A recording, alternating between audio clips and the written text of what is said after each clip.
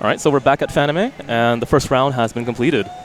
So how was the match that occurred here earlier? It was pretty good. It was actually a little Busters deck versus a non-high deck. Okay. Both players were really good, and there was one point at level 2 where the non-high player took 6 damage. 6 damage. Yeah, straight. Okay. And then he went from level 2 right to level 3. Okay. And then he got like another 4 damage right to the face after that.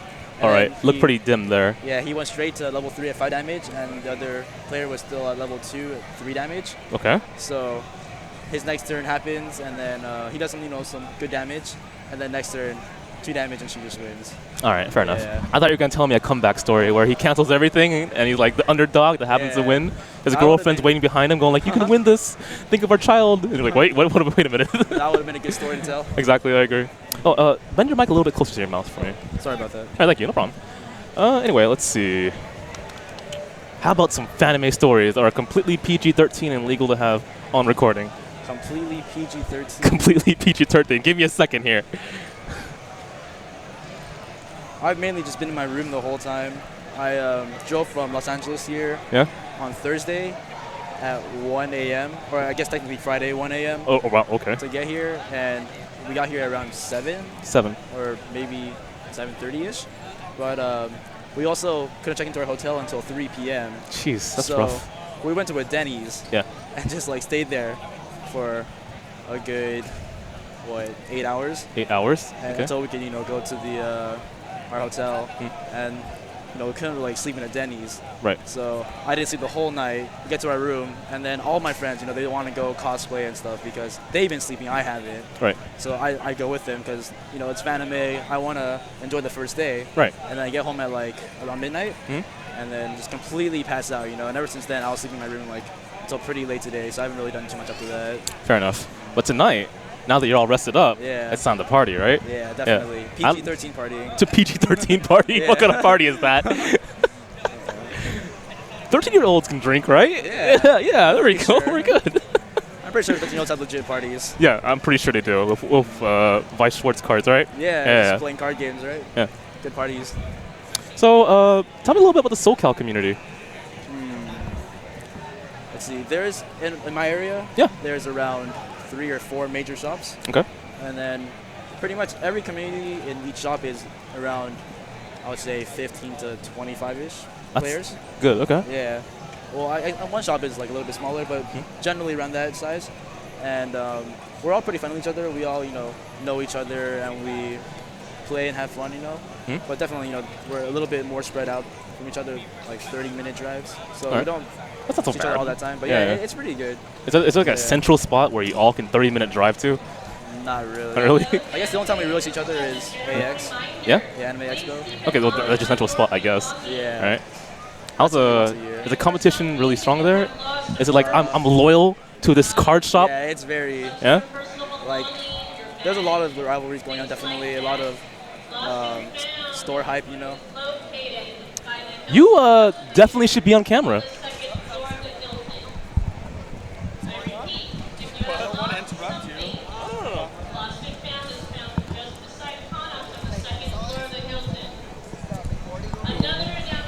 All right, guys. Joining me on the microphone is Sigurd. Hi guys. You guys might know me from Mage's Realm and the Northern Sacramento community. So I'm cosplaying Harvest Moon. I want to take this off. Oh, I was wondering where you were. I can see it now, though. Yeah. Did a lot of people know who you were? What's up? Did a lot of people know who you were? Not a single one. It is a little bit random, but it's a little cool. obscure, yeah. Anyway, so we have a huge crowd here tonight, don't we? Yeah, a lot of people here right now. This room's really big, and it's like almost completely full. Yeah, definitely. Are these guys? I'm guessing this is our first match for the day.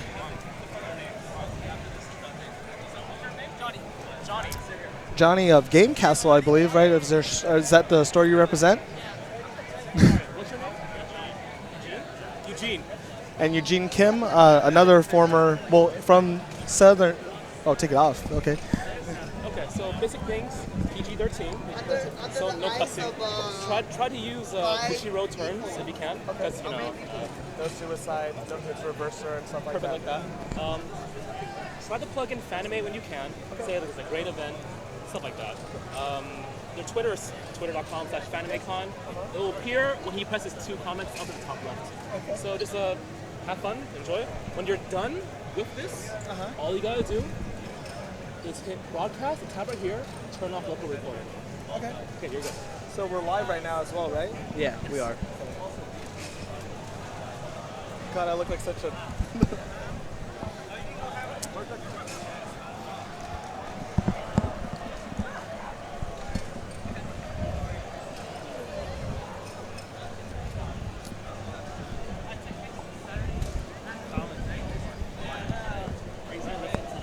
Good luck, gentlemen.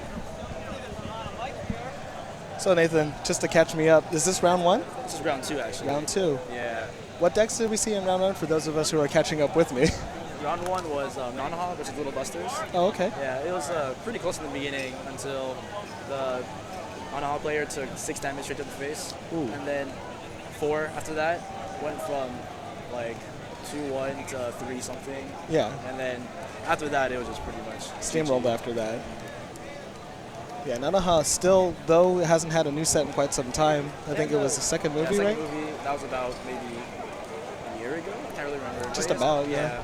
And Little Busters just got a new set, refrain. Did we get to see any of those cards debut? I didn't see any on the field. She might have some in her deck, but I didn't see any.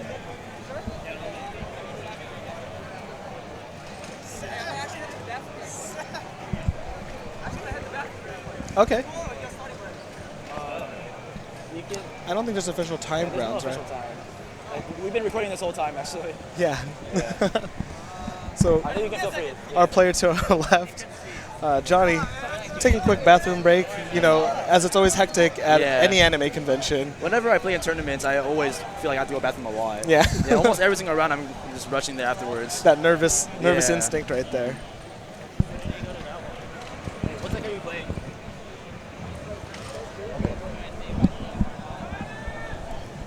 Looks like this matchup is going to be between Daybreak Illusion and Nanaha. Okay. Daybreak Illusion. I remember when cards were being released and previewed by everyone, had a lot of hype. You know, a lot of people claiming Yeah. almost broken, but ever since it came out, I haven't seen many people playing with it. At Kyokyo Cards, the shop I own, there's a pretty good amount of people playing it, maybe like 5. And it is really, really good because, you know, they have a lot of utility, good level 3s, level 1 reversers, like really good options for almost every single color. But I think it's just that the set itself is just unpopular, you know? It is a really good deck, though. Yeah. I mean, I heard that the power creep for that, the potential to have a level 3 out at level 1, is that true? Possibly. I heard it's like a climax combo or something like that. I haven't been too up to date with the new Weiss sets, but I could see it, possibly See it being happen, there. yeah. There's actually a few decks that can do that, though, that can bring out level 3 and level 1. There's, like, Multi-Blade actually has a level 1 counter that can bring out level 3, just like if you have another level 1 on the field. Yeah. Yeah, but it's a lot of cost, a lot of stock. How would you handle that situation if you were facing a level 3 in the face? You know, nowadays, level 1s just get really big for no reason. Yeah, And a lot right. of people, bring out level 2s at level 1. So I think it's, they're paying a lot of cost to bring out this level 3, but then you can just bring out a lower cost level 2 or a really big level 1. Maybe and get a then climax with it or something like that and just like power a over. 2000 plus 1 climax for real power, and then just power over it, and if it dies, then they lost all of their resources and their hand, Yeah. It's a Yeah. big gamble. Definitely. You really need to know your matchup in that situation. Definitely. Whether it's like whether to change or not. Hey, who won the match? Right now, player on our left is on a bathroom break at the moment. It was Johnny, right? Yes, it's Johnny. I recognize the man and everything. So did I even start the match? No, not yet. Never mind. Did you get a count by any chance on how many players we have? I heard it's almost 40. I think it's 52 players. 52 Yeah, players. 52. Fanime attracting a lot of the White Shorts players. Bushiro and I definitely. are very happy to be here.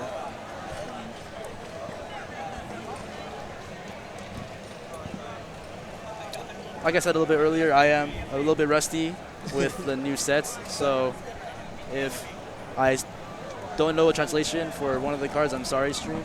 Oh yeah, I'm incredibly sorry, stream. If you're familiar with me on our regular Friday night streams at Majors Run for our locals, you already know that I'm a color commentator. I make sure you guys have a good time. I might not know the cards, you know, but we'll do our best to make sure that we have the most update info for you guys.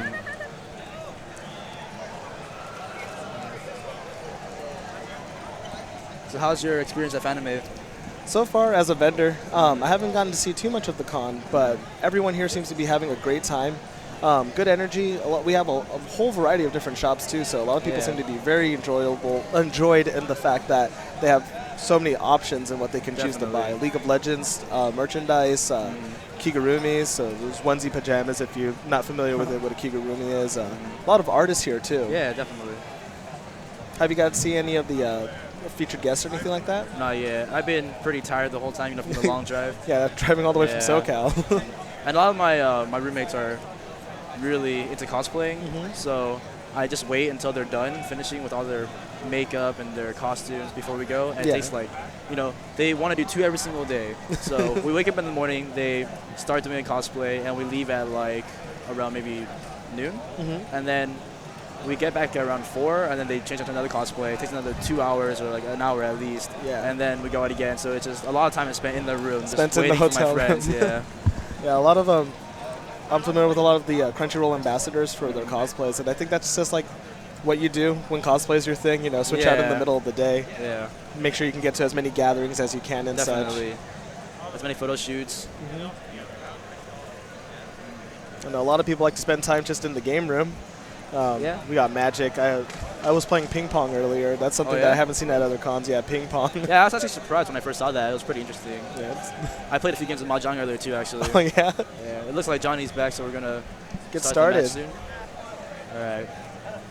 Cutting single cut. There was a little bit of a glare last time, so hopefully that's not a problem this time. Hopefully. We moved it a little bit. All right. Good handshake. A die. Rock, paper, scissors? Rock, paper, scissors, then shoot. All right, looks like Johnny will be going first. As in Bushiroad, the winner always goes first. That's 5 in hand. All right. He will discard 3 and draw 3. So Johnny is the one playing Daybreak Illusion. Okay. Now on the other side, looks like it was 1 discarded. With Nanaha. All right. So Johnny clocks. Plays at level 0. I believe its ability is on his turn it gets 1,000 power, and when it dies, he can check the top card of his deck, and if it is a certain trait, it goes to memory. Okay.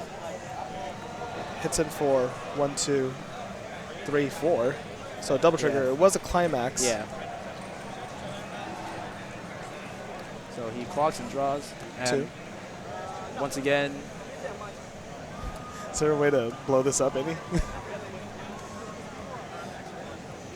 It's a little bit better. Eugene is playing Nanaha.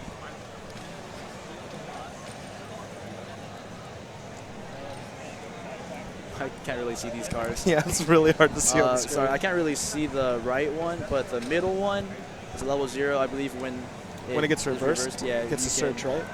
I believe it's pay 2 cost, and then I think it's get a card from your waiting room back to your hand. And heading in. Looks like he doesn't choose to pay the cost anyways.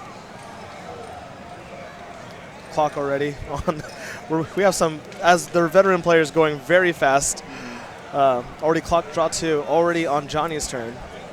Hitting at, I believe, level 0 and with 6 in clock. He still has the climax in his stock, so let's see if he pays it out. That's a supporter. I'm not sure what else it did. I think it's something like you can. I'm not sure actually.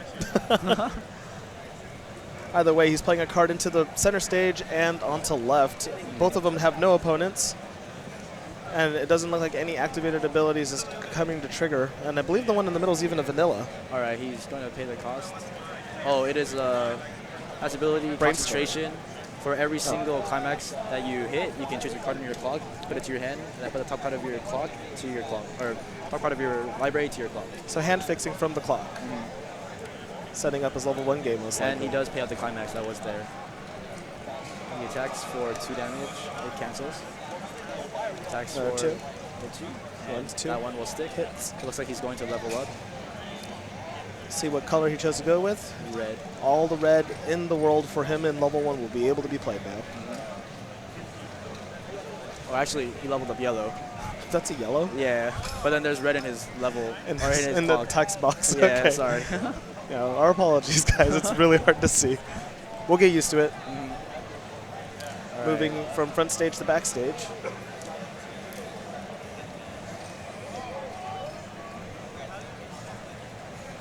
Eugene contemplating. Will he decide to go with the color fix or Oh, he clocks. take Draws another two. yellow card? Yeah, he clocks a yellow card.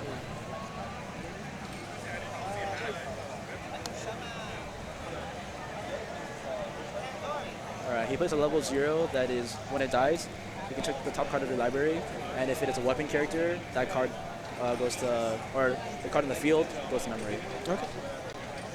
Summoning another copy of the 0 that's in the backstage as well. Yeah. Oh. Psych. Paying 1 stock. Oh. This is the level 1 Nanoha. I believe it has a climax combo. Not sure what it does after that, though. I think it just has a change, no comments combo. Change? It gets 1,000 at a level, I believe, if you have a condition, and then if it kills someone, the first turn is played, you can put the top of the deck. Oh, okay. Being able to set up some definite damage. I He decides to believe change. so. I can't really see it, so. Yeah, he plays a 1k1 climax. So since this came out, it's taking 2 damage. Oh, no, canceled. Yeah, It's reversed, so now I'm believing the option to. Yep, he's putting that onto the top deck. Of the deck. And I believe he triggered a door. Deciding to salvage. I mean, yeah, already returned a card from his waiting room into his hand. Deciding to level up. I believe that's blue. Oh, he's just playing that. It's an overflow damage. Oh, okay. Yeah, I cannot see what he leveled up. Oh, I believe he leveled up yellow. And then he takes this. Yeah, he does. That's some major damage right there. Not too far behind though. Only I believe 2 damage behind. Drawing, clocking, 1 and 2. Let's see, will he choose to use concentration, get more hand?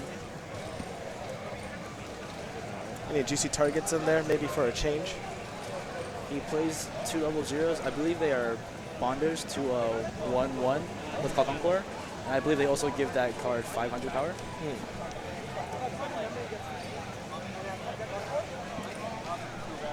I have no idea what this card does. I'm sorry, guys. As we were saying earlier, not many people play Daybreak Evolution, Yeah. so He's going to use his concentration, mill 4 cards, and no dice. Oh, actually, is that 1? I don't The top one? I don't think so. Nope. So no dice. All that free damage gone now, by the way. Climax combo choosing to. Oh. Oh, Is that a change? maybe. Yep. Henshin. Oh, okay, sorry. That was the wrong card. It looked kind of similar at first.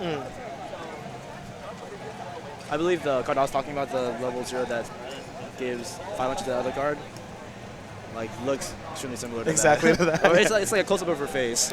So How yeah. many can you have, right? Yeah. Sorry, guys. I believe those are 2 9,500 power cards. Each triggers. Alright, so he reveals a weapon, so it goes to memory. 2 damage, and that card will be reversed, I'm assuming. Johnny getting a little ahead of himself there. I think he's still counting his clock. Okay.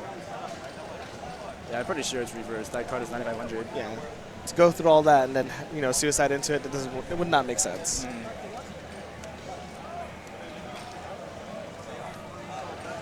One's in.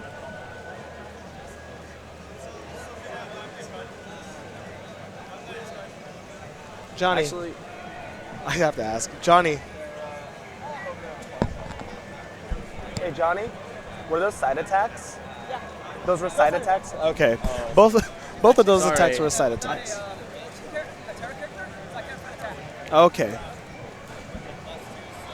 By doing a check apparently on one of those cards, he failed the check, so he couldn't even front attack with Yeah. those cards. How's it going? So, I mean, either way, he's still gotten some pretty big damage there, for considering that those were side attacks. yeah, definitely. His opponent's level 2 now. He's still level 1.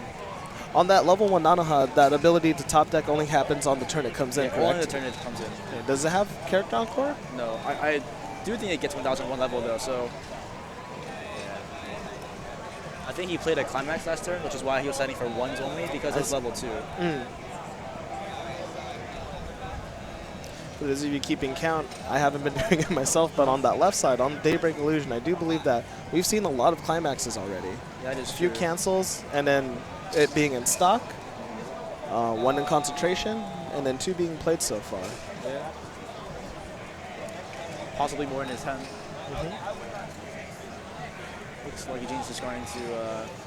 He's going ham already. He's in. Nanoha already suicided in, gotten in that damage, pushing Johnny over to level 2 now. Yeah. He did place the 500 in front support this turn, but 500 did much against those big level 2s. But that level 0 does have the ability to pay 2, rest itself, and search for a master character. So he's going to lose a lot of characters here, but he's going to get like a lot of hand for future turns. Thank you very much. Sitting at 2 and 5, it looks like. Right. Level 3 becoming very imminent. He's going to use the level 0 ability to pay 2 when it dies, and then get a card From waiting room? From his waiting room back to his hand. It's like he's still debating. One of the strongest traits of red, being able to fix your hand size and plus it by grabbing from your waiting room. Definitely. He grabs a level 1 and actually changes into the 2 level 1s that he just suicided. I see. Yeah.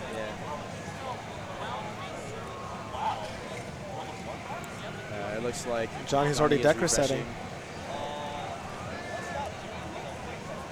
I believe that's with full climaxes right now as well. That compression doesn't look too great though. Clocks, that pushes him to 2-6.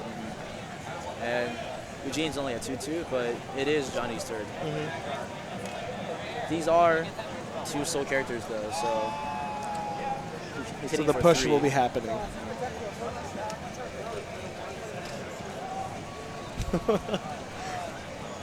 I believe he used a event that lets him search for a card from his deck or from his library and add to hand.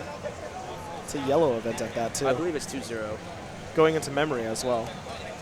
Oh, I think that is his waiting room actually. That's his waiting room? Yeah. Okay. And then he plays a level 2 support. So those level 2s in front are really big now. Not that they have to be. Yeah. It's going to be a big push. I'm thinking Eugene set this up for himself to, you know, hope for cancels. Yeah. And he gets a climax here, so it's actually hitting for 3. This one's hitting for 3 as well. There's but he 1 cancels. cancel. Another 3. 2. 3. Ooh, Ryder kick in the face. So Eugene is level 3 now. 3 with 1 damage. 3 exact. This is a position that I typically hate as a player, being straight up at level 3, as most players, especially with old sets, our level 3s usually like to, you know, take away a card from the clock, slap that into the waiting room so that we're a little bit fresher. Definitely. And that's one of the biggest pluses of playing a level 3. But with this, you get maybe 1 clock, draw 2, play a level 3, get that 1 benefit. I think he's at 1 damage right now. 3 and 1? Yeah. Just not to clock, he'll just play a level 1. Stock management now at 3, playing a level 0. The changer into the level 1. And he plays a level 0 that has the ability when it attacks to give 1500 to another character. And I believe the level 1 changer also has the ability when it comes out, you can give 1000 to another character. So that level 1 in the middle is very strong right now. Or it will be strong after he attacks with the level 0. Very few cards left in that.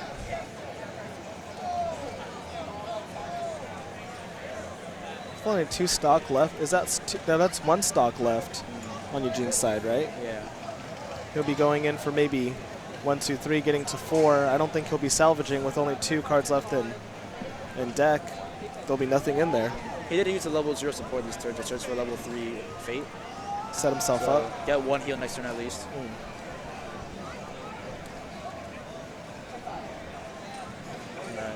So both of these level 2s are 10,500. Changing. Yeah, changing. He goes to memory, pay 1 cost. And he plays a 1000 plus 1 climax. It's going to be a definite push. Swinging. Reversing itself.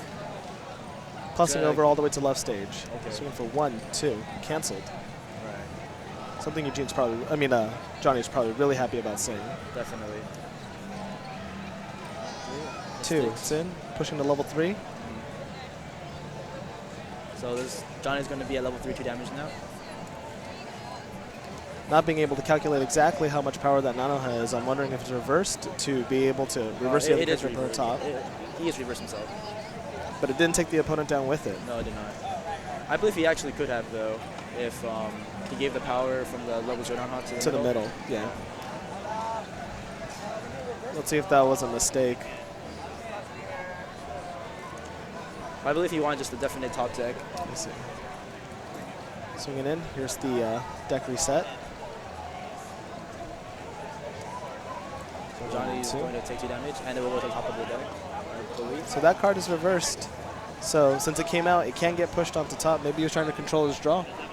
Possibly.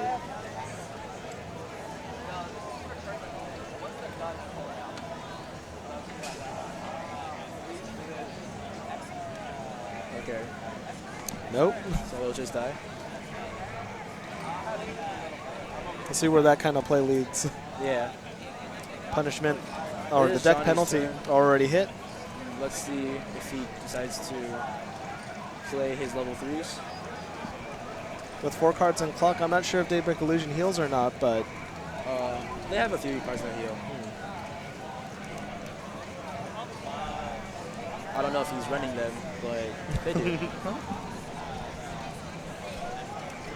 Let's see. Looks like he just chooses to play another support and just move his concentration up. building up that stock, not having to worry maybe going for the encore game. I definitely feel like this is his final turn. Okay. Yeah. And you know, Eugene's only 5 damage away, so it's very doable. Let's for those of us that believe in Eugene, lend him some strength. Hopefully he'll get that fabled triple cancel, you know. Give him one more turn. Just now. Okay, there we go. There's it's looking one. Good.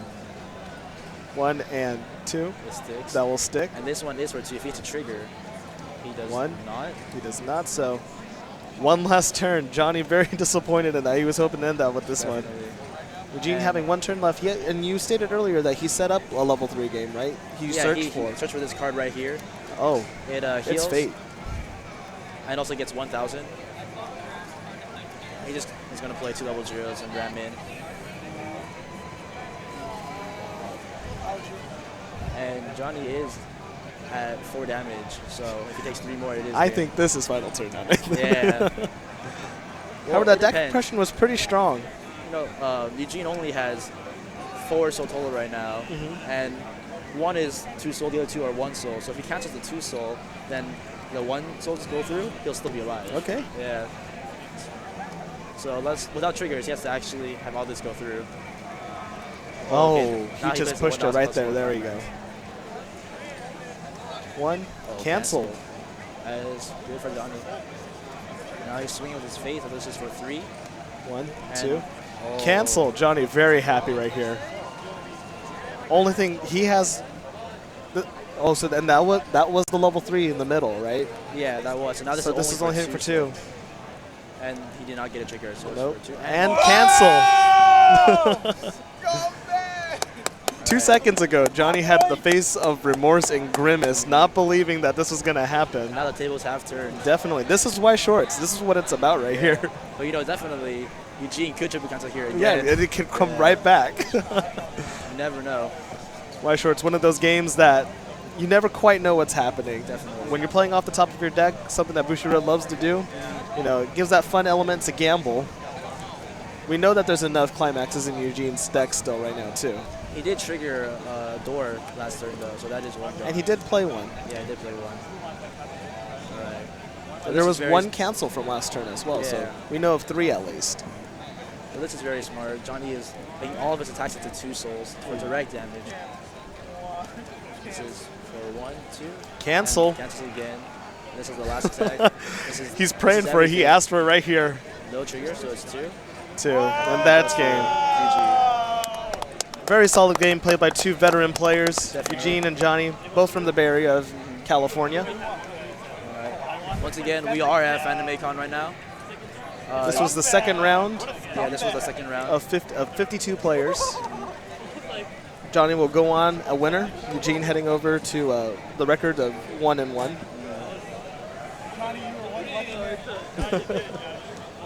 Make sure to like Fanime on Facebook. They are at facebook.com/FanimeCon. Also on Twitter, they are just FanimeCon. Get all the updates, hear about the events that are going on. Definitely. If you're joining us from out of the States, you know, at least you can party with us over here in the card game room. Yeah.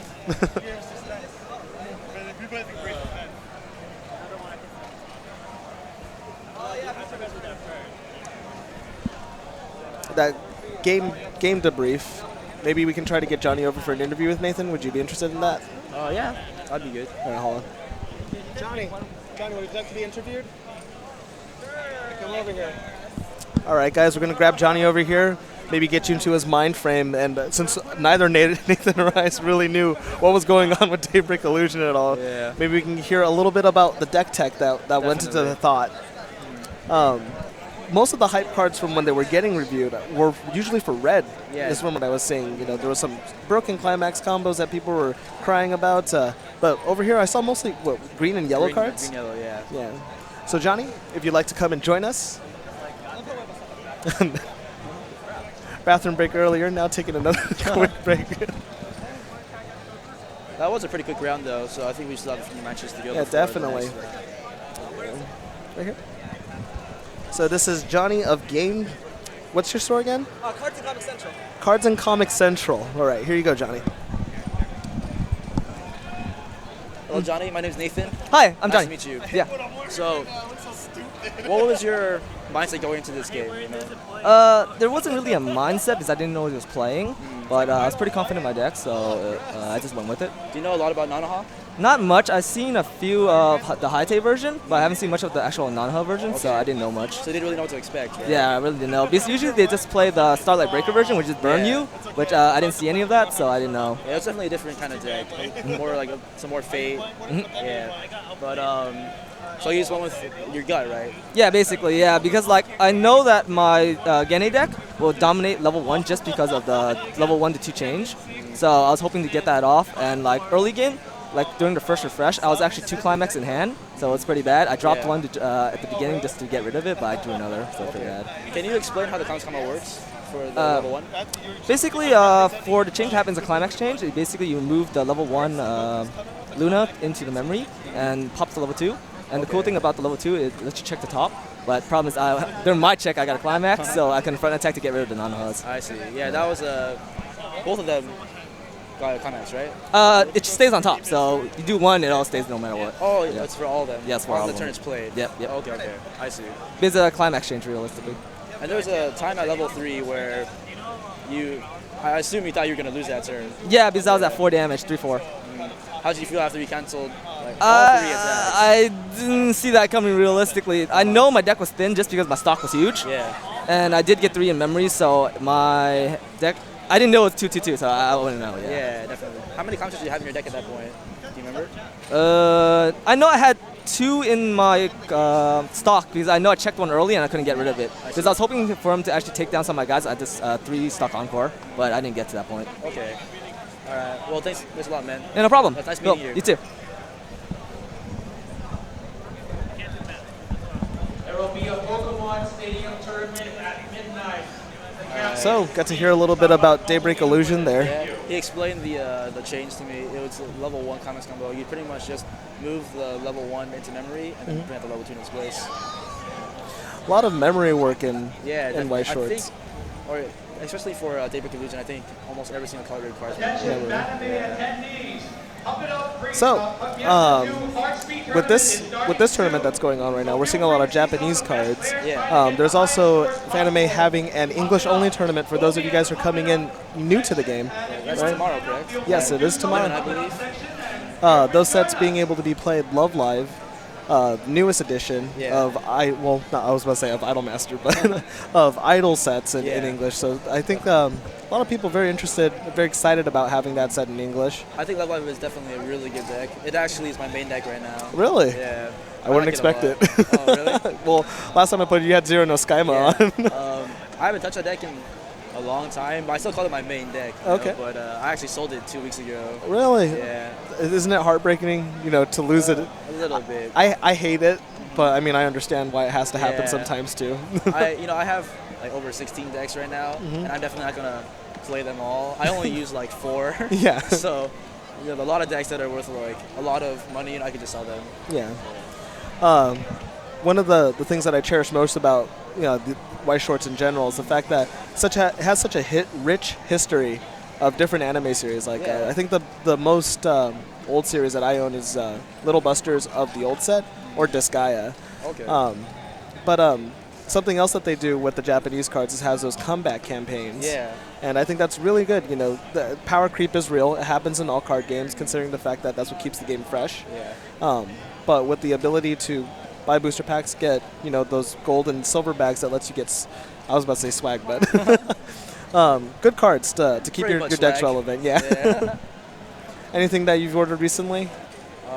You mean in terms of like gold bags, silver bags? Mm-hmm. Not in a while. I actually went to Japan last summer. Really? And when I was there, I made a Sorakaku deck using the gold bag to get the promos for the comeback campaign. Nice. And I think that deck is pretty ridiculous. it's really, really good. But besides that, not much when the gold bags, silver bags. What about you? Well, our store, we had a little hang up. None of us can go to Japan, so we have to get them Yeah. shipped, and there was a shipping delay for about a year. But we recently all got our things from last year, and Okay. it was interesting considering the fact that think about all the things that have come out a year ago. I got 4 copies of the Idolmaster little promo set of the red, blue, yellow, Yeah. and green. Playing all the instruments, right? Yeah, playing on the instruments, and I'm looking at it. I'm like, I can't even play these anymore. Like, what did I get 4? Don't need them anymore. Exactly. And then one of the promo packs, and those are always a lot of fun to get. Oh yeah, definitely. The ones where you get like 3 random promos, right? 3 random For promos from the silver bag. past year, yeah. Got Nagato, one from Across. I have no idea what it does, but everyone around me wanted it Is just it for the art. Sho or Ronko? Who's the one with the green hair? I don't know. I was hoping you would know. I think Ronka is the one with green hair. Green Cheryl hair. is the one with blonde hair. I see. I'm sorry if I'm wrong. I'm sorry. Yeah, we're I've totally never sorry. watched Macross. If you're a huge Macross fan, you can flame us over Yeah. over this and curse our name. But Macross, that's something that we hardly ever see nowadays. Yeah, I only know 2 people that deck in my store. Yeah. We only had one player in Northern California that plays Macross, and he stopped playing a while ago. Oh, really? I Roger thought, Lee Photography is what he's doing now. He's a really? cosplay photographer. Okay, that's cool. Yeah. I thought Michael played Macross. Michael Sohn? Chan? Chen? So he has a Macross deck, but I haven't seen him use it in years. Oh, okay. So. Because he actually bought a lot of it from me. Really? That's why I assumed.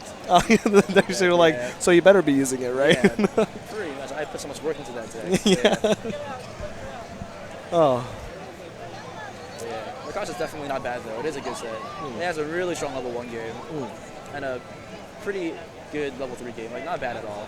that's something that I'm starting to notice in White Shorts that's being pushed more, is that level 2 seems to be more a prep stage for level 3 work definitely. nowadays. I felt like that since the beginning of the game. It's the reason I don't run many level 2s with 2 costs, because you want to save the cost for the level 3s. Definitely. Yeah. Generally, when I build decks, I use level 2s that just are 1 cost and have the ability to kill a level 3. Something that can get really strong for no From reason. level 1, yeah. Because a lot of those level 1s are able to get up to maybe even 1k attack power. Yeah. Yeah. One of the newest sets that came out, in English at least, Sword Art Online. Yeah. A lot of people like to call it meta, if you will, but I think it's just so popular and that's why so many people Yeah. have the deck. Sorry? Yeah, you can't sit right here right now. Okay. Yeah, sorry. A lot of people in this card game room and hoping to grab a table. But we're sharing as best as we can. But as we were saying about Sword Art, in the original series of Sword Art Set 1, a lot of people like playing yellow-red combo of Asuna and the Silica, being able to heal a lot, and then having the Soul Rush ability of Asuna's level 3, the pay 1, Discard a card? Discard a, I think it had to be a net or an avatar just any character. card. Any card, Yeah, really. it's any card. I've been playing that completely wrong. I think it's any card. Maybe I've been playing it completely wrong. But I'm pretty sure you can discard anything. And then all of you people got a plus 500 boost with also 1 soul for that rush. With the new level 3s that have been coming out, plethora of different decks have been we've been playtesting a lot. Yeah. The favorite one, at least for the giggles of it, is the Kirito double attacks. Okay. You can set up with a lot of acceleration Yeah. from the new level, from the reds, the salvage of Lisbeth. you can even use the old level 3 Kirito to damage yourself to get to 3-6. Yeah, to get to 3-6. The most we saw was 5 double attacks in one turn. That's pretty intense. Yeah. But about all of that, like what we noticed that there was a card combo between an Asuna and a Kirito, and it seemed more like a budget build. Okay. And that's something that a lot of players, when you're new to a game, might not know about, is everyone trying to build the highest competitive deck that you can.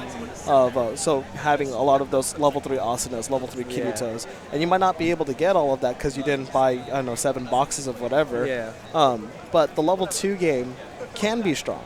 Yeah. You know, and so like this Asuna and Kirito are giving each other a character encore. It's blue and yellow, so blue is giving you draw power. So your deck size is usually, hand size is usually maintained. And your level 2 game, being able to wipe out a level 1 field and making them pay stock to have level 3s out or level 2s out when their level 2s are weak, usually can push you all the way to victory sometimes. Yeah. You know, like, the thing about Weiss is that any deck can be any deck, you know? Yeah. That's what I really love about this game. I can be playing, a deck that I built on a budget, but, good strategy and, a little bit of luck, I can still win. Definitely. Yeah, so you don't need these really, really top-tier expensive cards, And that's what we try to preach on, at least on our other stream, is that any series can be any series. Yeah. In regionals, I faced down, even though we just saw an Anaha deck get played, this person had 0 cost cards only, so as many level 0s and 1-0s as he could, and had +2 Soul Rush. And they got me all the way to level 3-4. My heart was racing. I was trying all my little buster combos of getting big, burning them with the level 3 Rin, and I also had the level 3 green Haruka, if that's her name. I don't know if you watch Little Busters. Yeah, the one that sends you If it got its climax combo off, you can send it to the clock, and like all that setup didn't mean anything to him because as long as he had a hand, he was slapping down characters, attacking, and trying to get in 3 soul every single time. I had a friend that participated in WGP regionals actually. Nice. Using a deck that was 42 different level 0 vanillas from DC, and then 8 different level 2 climaxes from DC. Wow. And of course he didn't win. Yeah. He didn't even do that well. No. But he did win, I think, 1 or 2 rounds. Yeah. And those rounds were really hype. Oh, no, definitely. Whoever was playing against them was probably having the worst of times. Yeah, They're like, every really card salty. is different here. I don't understand what's going on here. Definitely. It was really funny to watch. That's hilarious. It was funny to see. So you said you had about 14 different decks at the moment, right? Something like that. I haven't counted in a while. What would you say your top 3 most played are?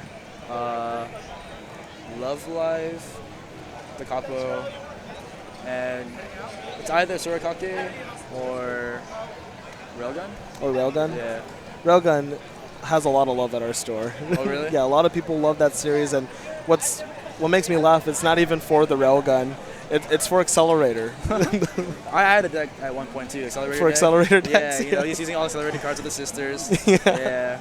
That was actually, I think, like one of the first times I joined the tournament. Really? So With I won, Accelerator? that was the first time I was really confident in winning. It's like, I'm using Accelerator, how can I lose? Yeah, he's too strong, right? I ended up going like 2-2 or something, but it was really funny, Yeah. Yeah. That's awesome. It was actually a pretty funny moment. You know the 2-2 Accelerator? That is, if he dies, you can pay 4 stock and then reverse the opponent's character instead and you stand. Or you No, go to I haven't rest. heard about that one. Yeah, so pretty much it's just, his, what's it called, his deflects? Oh, what he does in the show, in the basically, show, yeah. He controls vectors, Vectors, right? Yeah, so it's pretty much, you hit him, he dies, but then you just pay 4 stock, and then actually you die, right? Yeah. It's kind of similar to the He the just show. sent his power, what you were sending at him back at the other Yeah. person. That's awesome. So, there's a level 2 in Anaha, the Starlight Breaker. Yeah. That's if both players get the ability, if they reverse each other, then you can salvage. Yeah. So then, the Nanaha hits me, I die, and he salvages, and I pay 4 reverse him, and I salvage. Oh my god. Yeah, that was like the funniest moment of the tournament. Oh my god, poor Nanaha. She was just trying to make friends. Yeah, that's how she's she trying to get wins friends. every battle. And Accelerator's We just can like, both nope. salvage together, and Accelerator just like, no, you're gonna hurt still. Yeah, you're dead. That's terrible. Yeah. Accelerator deck is really fun. It is kind of whatever, in my opinion, but it is a ton of fun. I don't think I have any epic moments like that with any of my Epic decks. Yeah, I'm sure that it happened to all of us. Just can't really remember Yeah, that. recall them or not. Yeah. In your Love Live, I love how they kept true to themselves in the fact that you have your first year, second year, Yeah. and third year combinations. Which one are you running? My favorite girl is Umi. Umi? Yeah. Okay, So nice. pretty much I get all the best Umi cards, and it's a red, yellow, and green deck. Mm-hmm. Level 3 Nikos, level 3 Umis, and 8 doors. It's just like a very standard deck in my opinion. Okay. But yeah, it's main level the first year. Is it all Umi? Oh, well, No, you said no. Nico already. Yeah, it's like what I think is the best deck for Love Live. Okay, so Yeah, it is definitely not all of me. competitive. Yeah, definitely That's not like all of me. I don't think it's uncommon to have character decks Yeah. of series. No, I have an all Kotori deck just because I had enough cards, but You know how jealous I am of you? really? Kotori's my favorite. Oh, and I can't really? even do that. Yeah. I actually sold it the other day though. Oh, my heart. But yeah, that deck's fun, but it's definitely I wouldn't call it the best. Or Yeah. anything. You have a Love Live deck yourself? Just a Kotori deck. I didn't dip into it, but enough of our friends and at Mage's Realm love Live enough to have enough extras. Yeah, So I remember you guys at Major Realm really like Idols a lot. yeah. Yeah, I remember. I think we're Wilson Idol showed me fanboys. His binder full of like every single Idol Master sign. Yeah, I would say Harold Ho has one of the most extensive collections of Idolmaster I've ever seen. And Wilson Leong also having a lot of idols as well. Yeah. I used to have an extensive collection, but I sold it all to a man named James Evans. And James, if you're watching, I hope that you're treating them well. So I'm not sure how much longer till our next round. Yeah. But People are still playing. It has to be, I would say, like in general timing, if you're playing a long game, this is around maybe, if you're not at level 3, you're at that step where you're like 2-5 at least. Yeah, So we're probably getting ready soon to get to level 3. Everyone crowding around the last couple tables. I haven't seen those games where both players take a long time to think. And if it's like just one person taking a long time to think, it just is like maybe like 40 minutes. But then both players are taking a long time to think, and when everyone's done there still at like level 1. Oh my God, the Sometimes terror. we have those at my store. Really? And it's just kind of sad. We only have one player like that, and when you're doing it, just like in that new anime No Game No Life, when someone's being a Steph, and they're saying that's being kind of dumb, we call it pulling a Kai. If you're sitting there and you're taking forever to do a move, you're pulling a Kai. Pulling a Kai. Yeah. I haven't seen Kai in a while actually. Is it good? Kai's doing great. For the longest time, you know how we have like a season of when we're starting to do competitive play, when regionals is popping out all around the United States. That's when people usually get the most competitive at our shop. And so before that, since it's not, I would say the stakes aren't as high.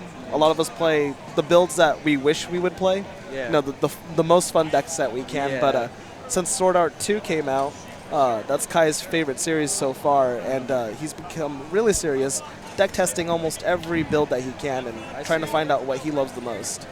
So other than that, yeah, he's doing great. I haven't bought into Sword Art Online 2 yet, but I do have a Sword Art deck from Sword Art 1, and mine was like a also like a love deck. Oh yeah? Yeah.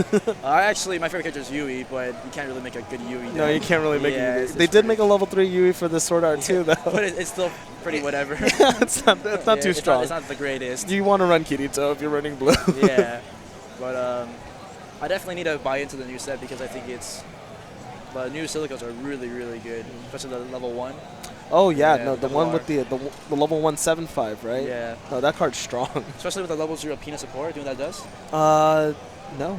It's Oh, 500. the one that can sacrifice itself. Yeah. Yeah. Sacrifice itself to save a silica and 500 to all silicas. You have 2 of them. It's just like level 1, 8,500 silicas. That can be, like Yeah, how do you get pseudo over that? encore. Yeah. Especially because you can bond back to the support as well. So you sacrifice it and you bond back to it and play it again. So it's really strong in my opinion. So, since we're talking about strong level 1 games, something that we know of in level 0 games are reversers, right? Okay. I love Little Busters. That was the set I've done the best with, and we have that one. I forgot her name. I mean, sorry, but the girl with the really long black hair. Yeah, I always forget her name too. I think it's something with a lot of K's. I know if you guys are in chat right now, you guys are probably yelling at us. Yeah, I know almost everyone else's names. Yeah, I even have right? a Buster deck myself, but mine is all Kudo. Yeah. Oh, Kudo. Yeah. You like the animals. Yeah. But well, I like the hat. yeah, she's really strong. Yeah. But so, okay, the black-haired girl, she has that strong level 0 where the person can't move away from them, And also, if she reverses herself, she also reverses her opponent with her. Something that I've been tinkering around with was in the later old Little Busters, we had level 1 Suiciders with the same character on there.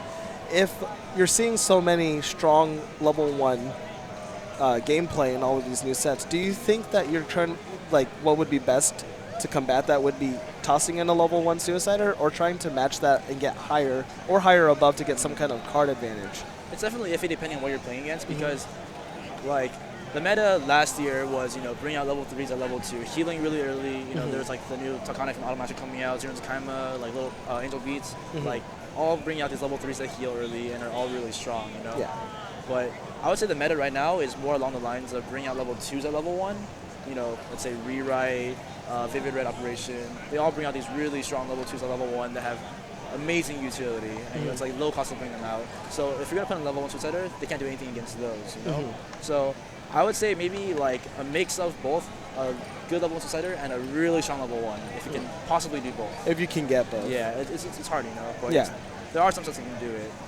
But I think level 1 Suiciders are always good because there's decks that don't have those crazy level 2s at level 1. But I think you should always have like a backup plan to kill them instead. Yeah.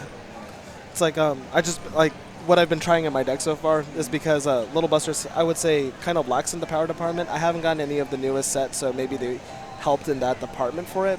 But they have almost, except for level 3, in every other level they have a Suicider. Yeah. There's the level 0 Suiciders. You can have almost like 16 of them in your, not 16, 8 of them in your deck for your level 0 game. The 2 different You ones. have level 1 Suiciders with the same chick.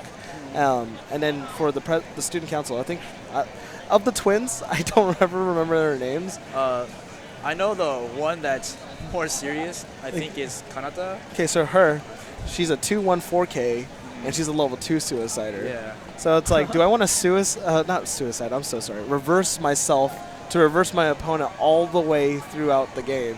And if I'm doing that, am I really winning? Because if they have character encore, or if they just encore their characters in general, I still can't do that for myself. I definitely think like people that play the Vita deck in Nanaha have the same mentality. Yeah. Vita has level 0, 1, and 2 Suiciders. Yeah. And like Nanaha also has level 3 Suiciders, but they're not really level 3 reversers. They're sorry, we keep catching ourselves sorry. still a little too late, guys. It's just a habit, guys. Yeah. I'm really sorry about that. But, it's our Californian lingo. Yeah. I'll try to say reversers from Yeah. now on. But, reverser. There's a level 3 reverser that only reverses to level 2s. So it's not really like a level 3 reverser. Yeah. But whenever people play that deck, it's just you always have an empty field. But you're always killing their cards no matter what. At the same time with them, yeah. I definitely think it's worth it. Like, in my mind, the most important thing in this game is to kill my opponent's cards. We have an initial D-race happening behind us at the moment. We're taking off now. Yeah. But I definitely think one of the most important things is to always kill your opponent's cards. And if I can, I'll try to kill all 3, no matter what. Oh, yeah. Because, I mean, like, having to slap down another 3 cards just to keep your turn alive, I mean, that devastates your hand sometimes. Yeah. The only problem with Suiciders, or reversers, sorry, is that, they're always underpowered. So if your opponent knows you're playing this deck, or they know what's in your deck, they can, play some really strong level 0s that even your level 1 reversers can't touch. Yeah.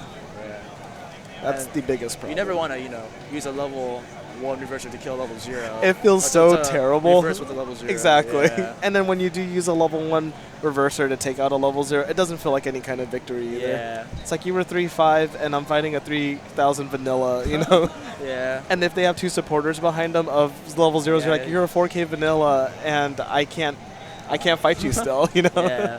I definitely know that feeling. Yeah. Is there any any kind of like fun tech that in SoCal, your store specifically at Kira Kira, that they like doing the most? Do you mean like in specific decks or in general? I would say in general. Like personally, I think SoCal is like a very solid community. Like I think we are really solid at this game. So I wouldn't say we have like a lot of fun techs or anything. I think we're all just like very well-rounded players, and we just like to be good players. Yeah. Yeah. I don't know how to explain it really, but it's like, I'll give a shout out at. So in Northern California, we have, I wouldn't say very distinct regions, but we have us in the valley in Sacramento. Some people play at the local Sacramento City College. We see some kids from UC Davis. There's a few of us at Sac State, but we don't play at Sac State. And I'll say we have very solid players as well. But then also there's the Bay Area, and they have about like 7 different stores over there that all have their own solid communities. But what I've been interested in the most is the fact that they actually have their stores, have their tournaments on different days. So you can almost play White Shorts in a tournament and almost every day if you really wanted to. But specifically for our store, what we love to do is do the Burn 5. Oh, the Nanaha. Yeah, Nanaha. Okay. They have it in Love Live. They have it in a bunch of other different sets too. We call it Friendship Cannon. Yeah, since actually, Nanaha's what's famous for. Yeah, I got Friendship Cannon by Jeremy Yeah. at WGP. Yeah, he made so many friends that. Yeah. And That so- was really random because I was not expecting to lose there. I know, right? Yeah. I mean, you guys were the legends. I would say that we were very, very impressed with you guys' pedigree of who was coming to our store, and we're like, you know what? Jeremy was like, I'm just gonna try to do this. We'll see if it works. Yeah, So- it definitely worked on me. Yeah. Yeah. Fortunately, that was my only loss of the night, so it wasn't Really? too bad. Yeah. I guess you guys still showed up. You guys did very, very well. And now we have Burn almost 5, like though. 4 different regionals that are Oh, in really? California. Yeah, yeah. Right? There was 2 in SoCal. We had 2 in NorCal. Okay, that's really good then. Yeah, I think more of our players would have showed up to yours, but yeah, we had like 2 in our area. We wanted to come to SoCal, but still kind of during school time, Oh, so it's a yeah. little harder, yeah. And then the last chance regionals we got to hold it at our store. We were selected Oh, for really? that, yeah. And we were hoping to see, Southern California players, but we totally understood that the information was a little bit, hard to find at first, and then when Yeah. it was released, it would be really last minute to find a place to stay and such like that. So a lot of Northern Californians got to gather. We had a pretty solid showing for it. That's good. It's always good to see more people play this game. Yeah, and then what I would find even more surprising is the fact that we won Worlds, right? United States? Yeah. With the Dog I Days don't know player. who it was. I think it was someone from New York, actually. Yeah, that's awesome. Yeah. I was pretty surprised with that, actually. I was You really know, surprised. A lot of players show up, and this one guy, go in from America. Yeah, with an Yeah. extra booster set of Dog Days. It's Yeah. just, this is what we got, guys. I'm going in, Yeah. Dog Days is really good, though. Oh, no, it is Yeah. very solid for being an extra booster set. I think it's one of the dream sets to get into if you're a new White Shorts player looking to play, Yeah. a very solid deck.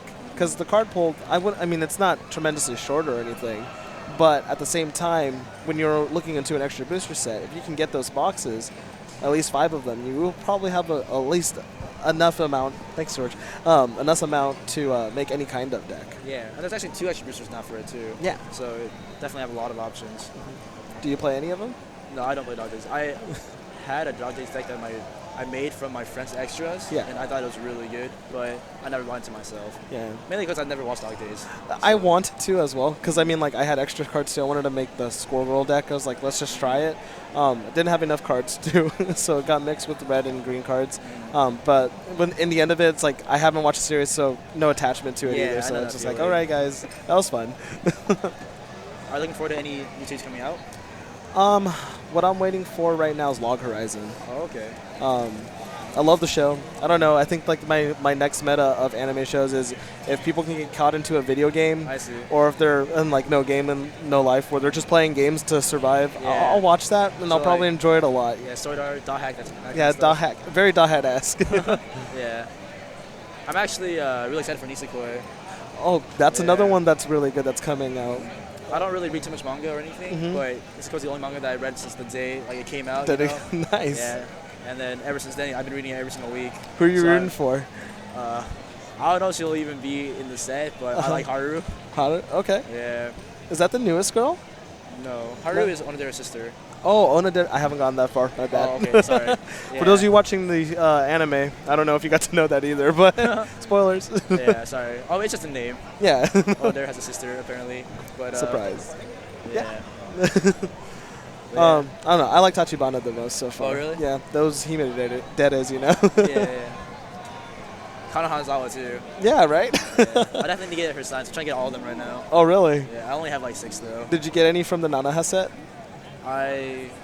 Was that Kana Hanazawa, the No. Voiceless Fate? No? No, that's No, it's Nana Nana Mizuki. Yeah, That's the other those are name that's too everywhere. expensive. Actually, the day that the second movie came out, you know, the Nanoha sign or the Fate sign was like $800. Yeah. Yeah, so It was ridiculously it was really expensive. crazy. I So, would have like, felt so broken good record. opening that. Yeah. So what happened was we had a few cases at our store, and everyone in the store decided to buy a box. You know, one case. Yeah. So there's exactly 16 people in the store, and we all bought one box. Just to, you know, why not, right? Yeah. Why not try it? Yeah, and I got the sign.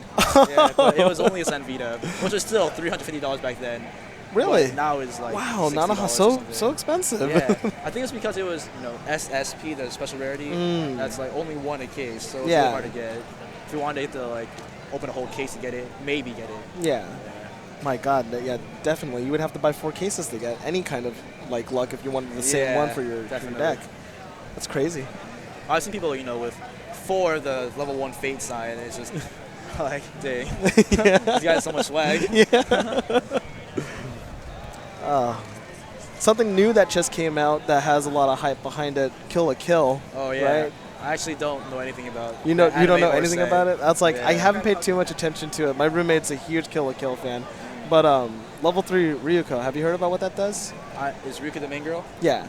I know it has something to do with markers. They can remove markers to burn them, but I don't know how they get the markers or anything. I forgot how it gets the markers, but all I know is that if she gets the marker, she's not dying. Basically, she gets to get encored, and then when she attacks again, she's burning them for how many markers are under there. It's something that I would say, as we've explained in other series, make it true to the series.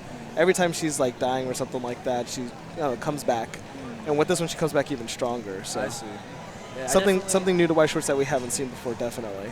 I like Weiss when they are true to the anime. Yeah, you know how definitely. in Railgun, Tomo's level 0 all the time. Yeah. And then Accelerator can become level 6. Yeah. And Mikoto's That's something like that doesn't level even 5. exist, Yeah. level 6. It's like, why do you even need to be that strong? Yeah. With 2 of the level supports behind him, he's like, You like can't even touch him. 19,000 or Yeah. something. Yeah, like what's the point of doing that? Just for fun. Yeah, But it's really cool. It is really cool. At least you won't be, reversed against by any kind of Yeah. level 3 reverser even. Yeah. But then there's Tomo is always level 0, and your worst matchup is Vivid Red or A little busters even. yeah. Or like Shauna has a level 0 reverser that has another ability to pay 1 and kill level 0. Yeah. So it's like yeah. Toma, poor Toma. Are we almost ready for round 3? I think so. We're missing a chair here though. Probably should just get one from somewhere. Wow, yeah, we really did just get a chair jacked. Yeah, I didn't even notice that. Maybe we'll just get Sean's attention. Hey, Sean, can we get a chair back here again? We lost a chair. Our chair for our 2 players? Who took it? I have no idea. I didn't even notice. It could. Just take that chair like that. How about this one?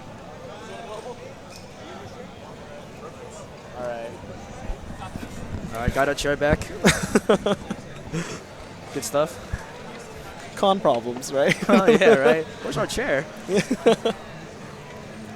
Oh, But I hope the next round is starting soon. I believe it should be. I don't see too many more matches going on. yeah, exactly.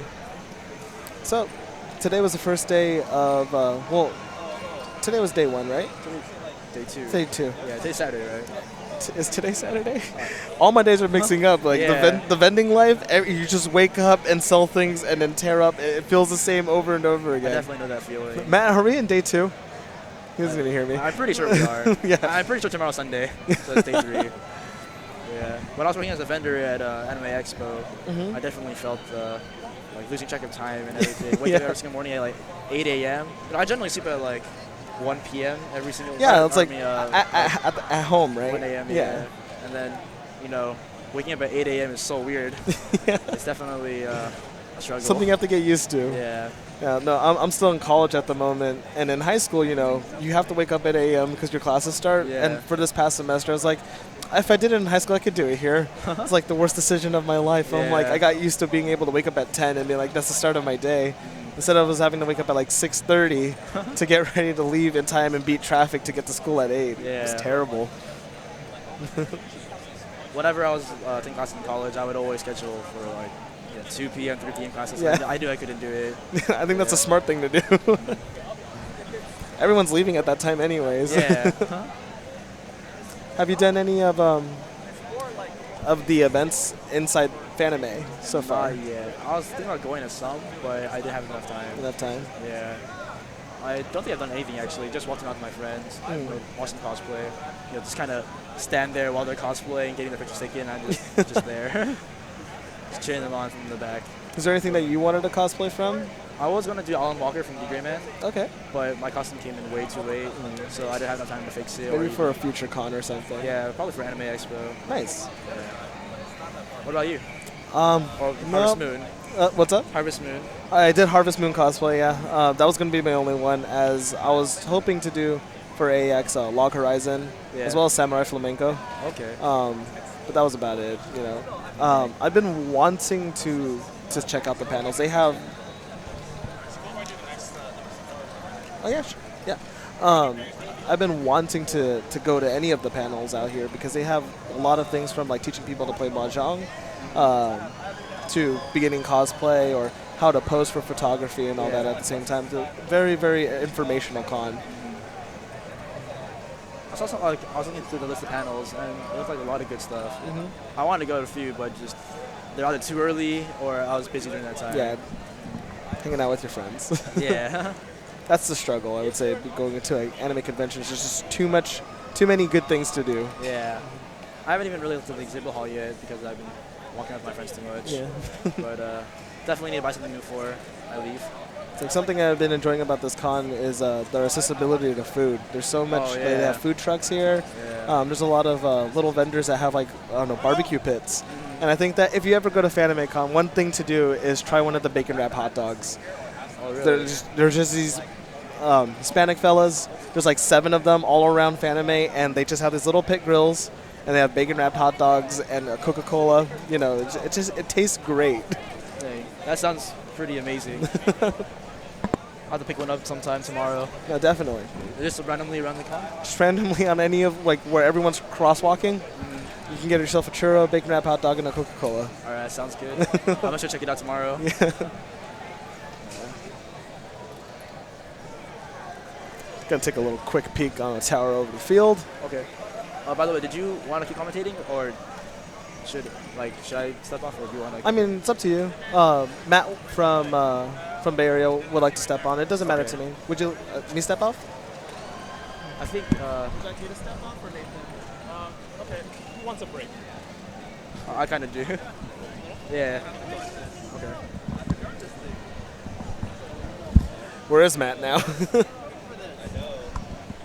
Sean, would you grab Matt? Would you grab Matt? Do you know you know who Matt is? Okay, I think he wanted to start during the round. Yeah, he's doing the pairings for the round. Oh, okay. So he's shouting pairings, and then I guess we'll switch after that. I'll just stop till he comes here. Okay. I'll Okay. All right. It's a little funny how like everyone has to gather around the town caller basically to get over to see who's playing against too. Oh, what's up? Oh, not. Always make sure that the mic is close to your lips. Yeah. Okay. It's like super close. It's a little bit different than when I'm used to streaming. Yeah. I have my home mic usually. I've only commentated like once, and this is pretty new for me still. Yeah. You've been doing good. Well, I hope you guys think that we're doing good too. I think the first round was kind of rough for me. It was a little bit nervous, Yeah. but I think it's getting better, definitely.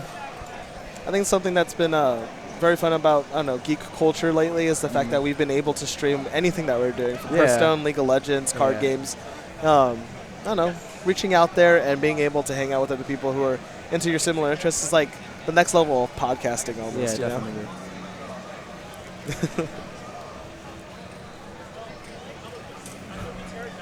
Card games is a little bit hard to commentate though sometimes. If we don't have the proper setup to see the cards, which we're trying our best, guys. It does make it a little difficult. Yeah. Those double sleeves. Yeah, the double.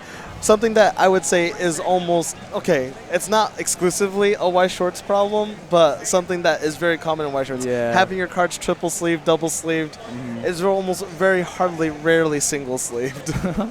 Definitely not usually a problem in Yu-Gi-Oh! Or Magic. No, yeah.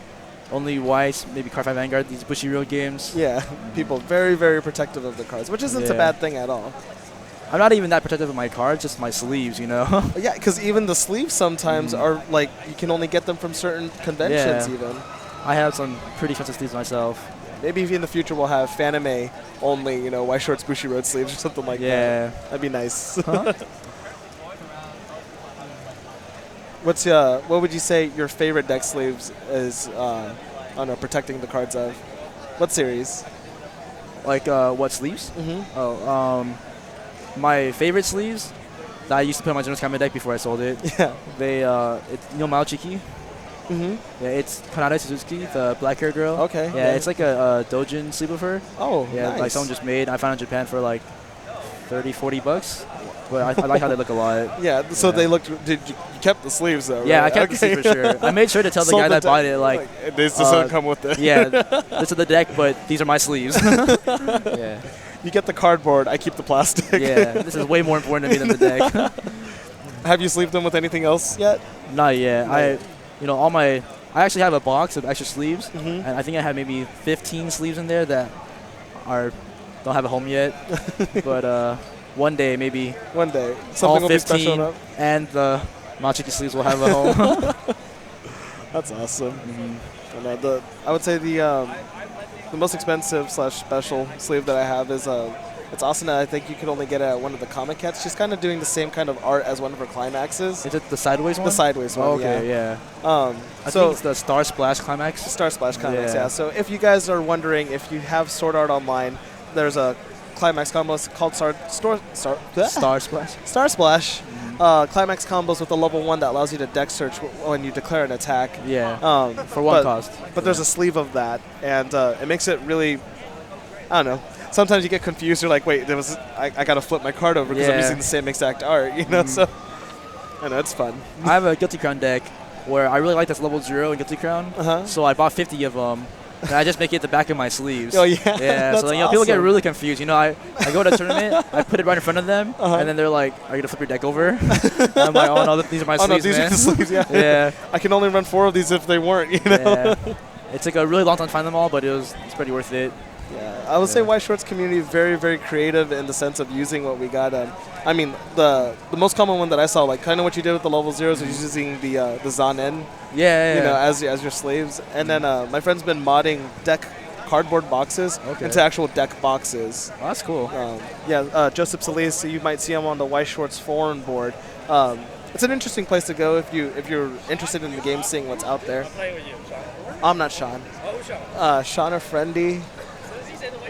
This guy. Oh, this guy. That's Sean. Did you play on stream, Sean? Oh, snap. Nathan, that's one of your...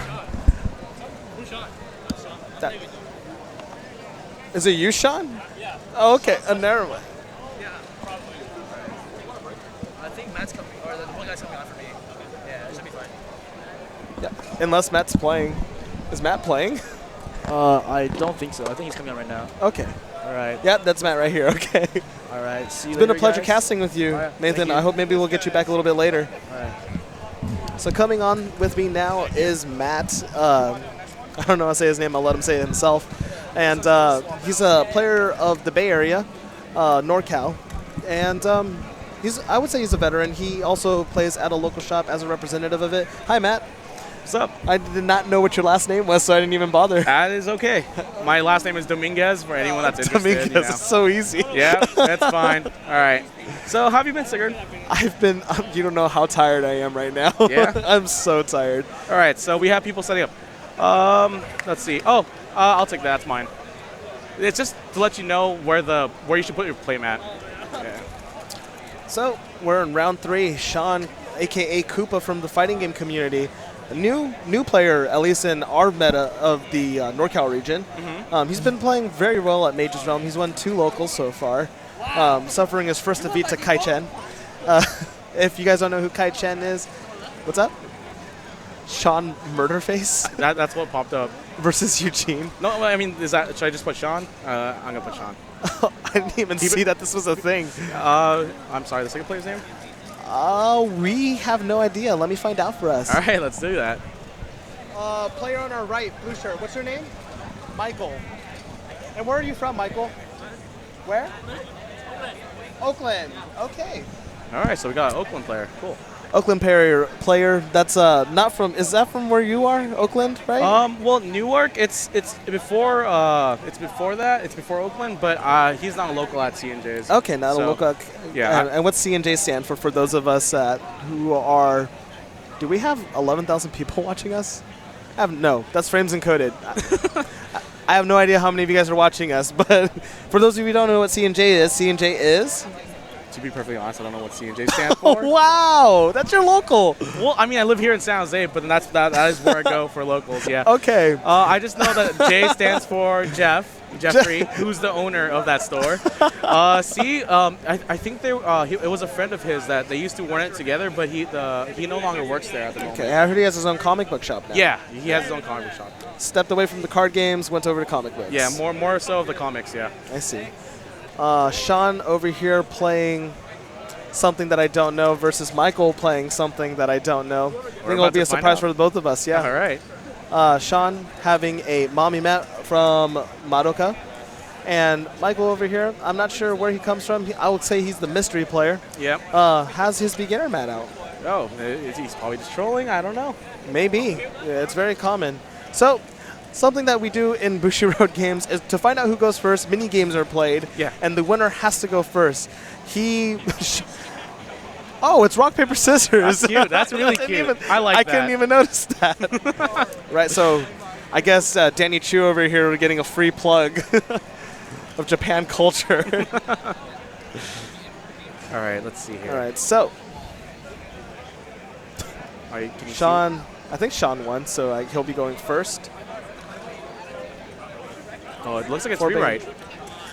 We have Rewrite. rewrite on the right side here. Michael's playing rewrite. And Sean playing Phantom. Phantom Aquarium. Matt, I don't know anything about Phantom Aquarium. How about you?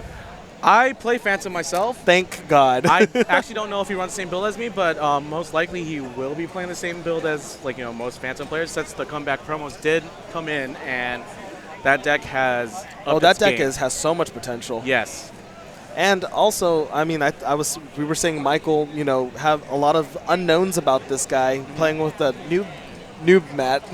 But Rewrite is definitely not a noob set at all. It is not. Oh, it looks like he's running that 1/1 changer to the 2/2. Oh, so. And there's that 2/2. And there's that too. Showing exactly us. So that's part of a choose one for those of us who are playing in competitive, yes, right? Yeah, it's restricted. I believe it's the 1/1 changer. We have the Sakuya 0/0 that if any character would go to waiting room, you could, if this is on the field, send that instead to the waiting room, and that character comes back into rest position. Okay, so it's kind of almost a free encore. Free encore, yes, it is.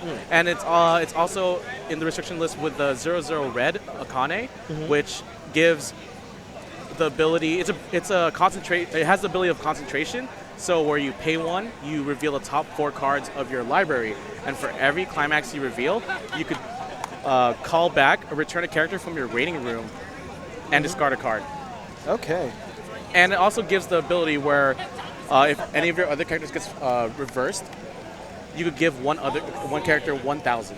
1,000, wow. So yeah, all those cards together made Rewrite pretty strong, which is why it got hit by the that choose one list. Yeah. At least it didn't outright, I'll ban all the cards. So. Okay, so what we have right here, we have Sean. He played a Claudia 0/0 assist that gives 500 front, and it has the ability you could send a number 2 guy from your field to clock and switch out for a 1/1. But he played a 0/0 Ein, which gets plus 1,500 if you have 2 or less stock. Okay. Okay, so let's see what we have here. Was there an attack? I'm assuming so, because Michael is sitting at 0-4 already, and from what I've seen, I haven't even heard any declaration. Like something that we're noticing happening a lot in this is fast plays. So there was the first attack. Since it's open, that's for 2 soul, and it's in. Second attack, also open, that's another 2 soul, it's in. I think this pushes Sean to level 1. 1, 2, 3, 4, 5, 6, 7. Oh, so he right now Michael's displaying what the 0/0 Kagari does, which is on the, I guess for us it would be the bottommost card. That's kind of sideways left right stage, now. yeah. And what it does is like on the opponent's encore phase, he's allowed to choose one character and give it encore. Okay. So obviously that's going to the middle card. And it would be hand encore. Yeah. Center stage. Sean deciding what color is most valuable to him right now in Phantom Aquarium. Looks like red and blue is the most common for Phantom. It looks like he's not running red in this deck, which is pretty much the build that everyone runs. I honestly don't think that this right here is a tough decision. I mean, he's being pushed to level 1. They're still in the attack. The color fixing here is not, so crucial. It's not like he'll be color locked. Yeah, because usually his one game is going to be green.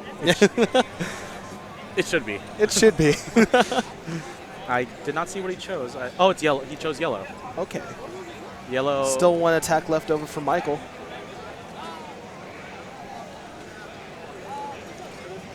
Oh, wait. Deciding not to attack. Okay, so. So he was going for a color lock. However, I think he miscalculated considering the fact that now he has 2 colors that he's allowed to play. Yeah. With that clock, he draws 2 cards. Sean has a full grip. Slaps on. I don't know what that is. It's a 1/1 Zwei. So basically, its ability is whenever it reverses a character, he could choose 1 weapon trait from the waiting room and put it under as a marker. Every marker will give it 1,000 power. Which is what is being explained right now. So he's very confident that this is going to reverse.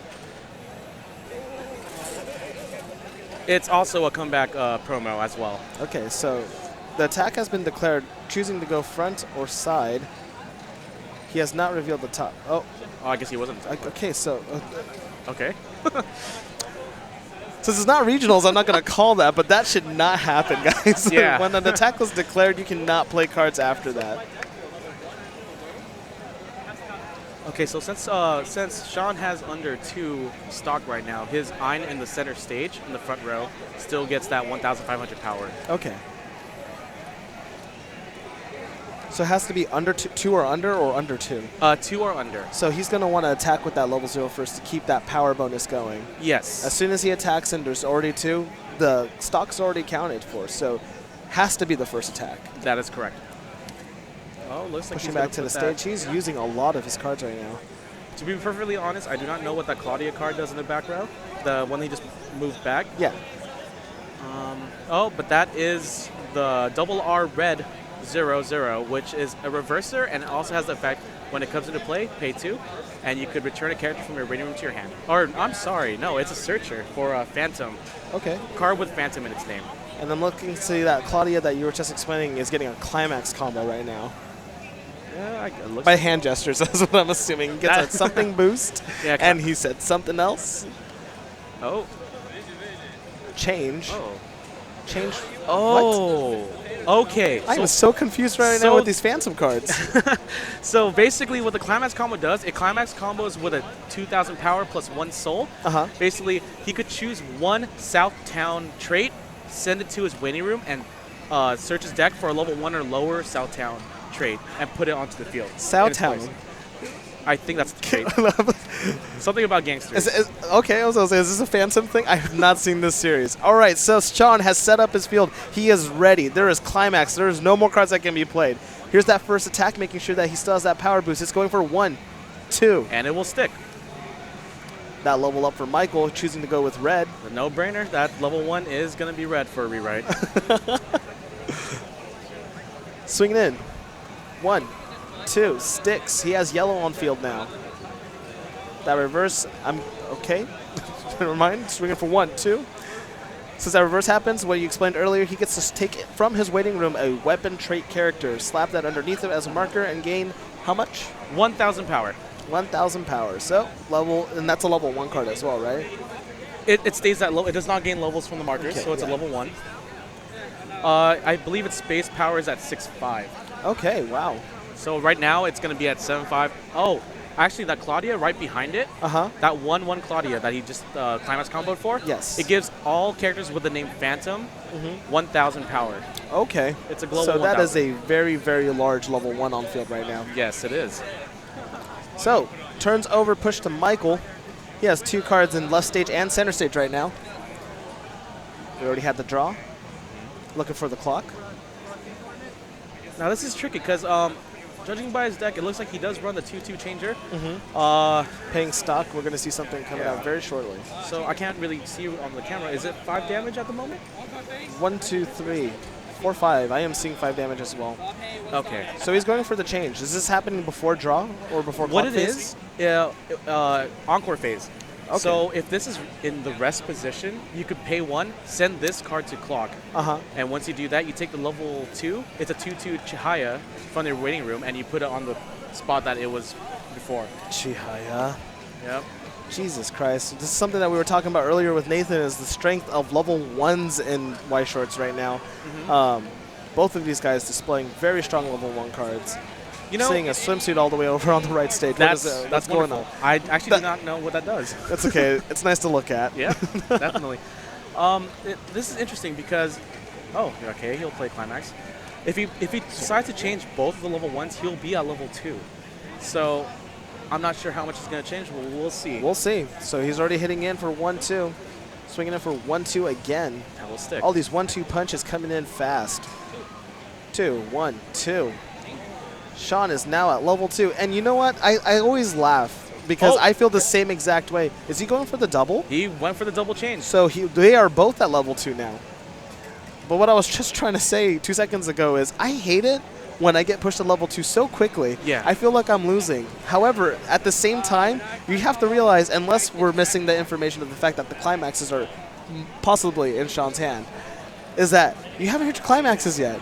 You're going to be canceling for days now. Yes. And you're going to want to sit pretty at level 2 because you can play your level 1s, you can play your level 0s, not pay any kind of stock, and build up plenty of stock for the later level 3 weight game. Psychology of this game. Yeah. It's very taxing. So we saw the change, you said, from level 1 to level 2, pushing Michael also to level 2. Looks like these actions aren't finished yet, or officially Sean's turn yet. Nope, never mind. It's Sean's thinking time. Sights the clock. Draw 1, 2. Okay. Still a full grip despite playing almost like maybe 5 cards last turn. For those of you who can't see the body language of Sean right now, there was an eye roll and then a little chuckle. You know, I don't know how it works in fighting game community, but we like to throw a lot of false signs out. Oh, yeah, definitely. At least I do, at least. Yeah, me too. I'll sigh when it's exactly the card I actually want, you know. Feint the punch, you know, if you will. All right, let's see what happens here. Counting his stock. My guess is if it's anything like last turn, we're going to be seeing 7 cards being played right now. Okay, so we have, it looks like, I would say that Sean is in a bit of a pickle right now because if he does not get rid of those 2/2 Chihayas, if Michael happens to have the climax that combos with it, he would be able to retrieve a character for each one. Okay. When it declares attack, when the climax is in the zone, he could retrieve 1 character from waiting room into his hand. Okay. So he'll be able to plus his hand size. So let's see what.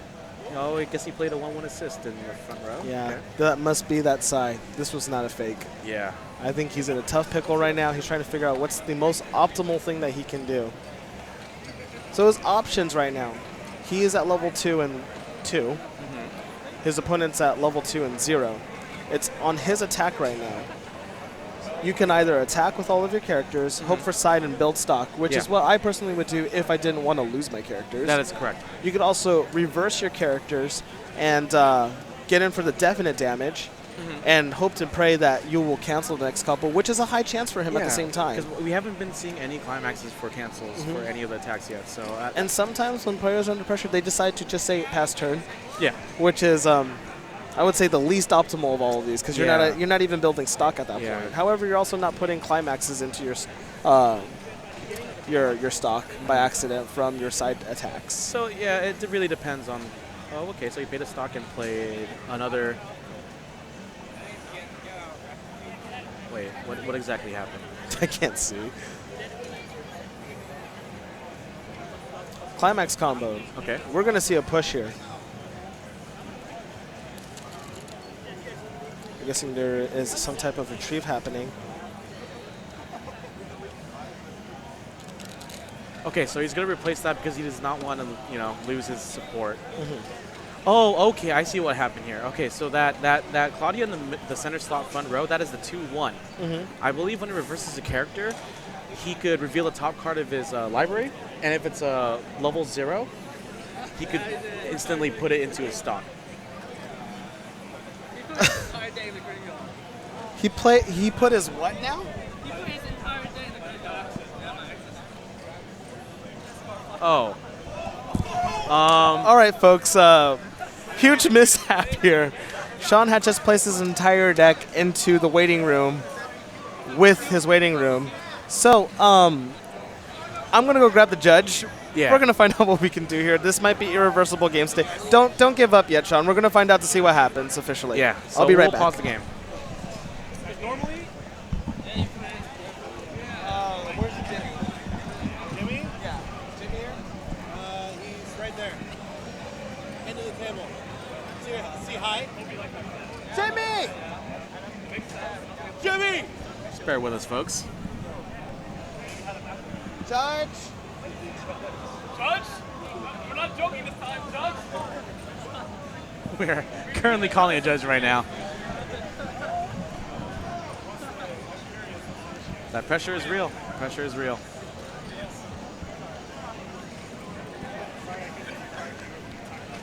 No, it's okay. I just did the dumbest mistake. If I'm having anything, I'm just getting really lucky on matches. this is what happened, right? I made a grand play, and I was just so pissed. But this question is due to the bounce. Just like waiting mode. So now I'm normal. I lucked out. So you got your 1-1s pretty fast? No one plays bounces? No one's playing bounces or anything? I've played against South. It's really surprising.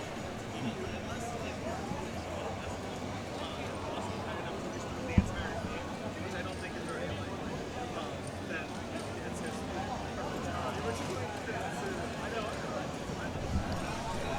Okay, so we just got word from the judge. There are two options. Let me wait for Sigurd to sit back down and we can both explain this to you guys. Okay. Oh, here you go. Sorry about that. So, my suspicions were very correct. This is an irreversible game state, and if you play any other kind of card game like Magic the Gathering Yeah. or something like that, any judge will be able to tell you, if we can't take it back, it's a DQ on the player that has the offense. However, there is something on the line, so I explained to him that this is a DQ, and I'm leaving it up to the option of the player that can call it. If he would like to play the game out and start over from level 0 all over again, that's one thing. However, He said he will not play the game again. It's up to you. But I'm saying flip a coin because I feel awkward accepting this. okay, how about this? If since he doesn't want to feel like he's coming off as a scam artist or anything like that, you had Mirai, Janken, Shu, like the rock paper scissors. Right? Want to leave it up to that? Sure. All right. Oh my god. And this is on video. Yeah, this This is a very awkward situation. This is a very awkward situation. Both players feel bad that they don't get to finish the game, but they don't want to move the round to be any later than it is. So Yeah. we're leaving this up to a game of chance. What we saw earlier was Mirai playing rock, paper, scissors, and Let's see what they get.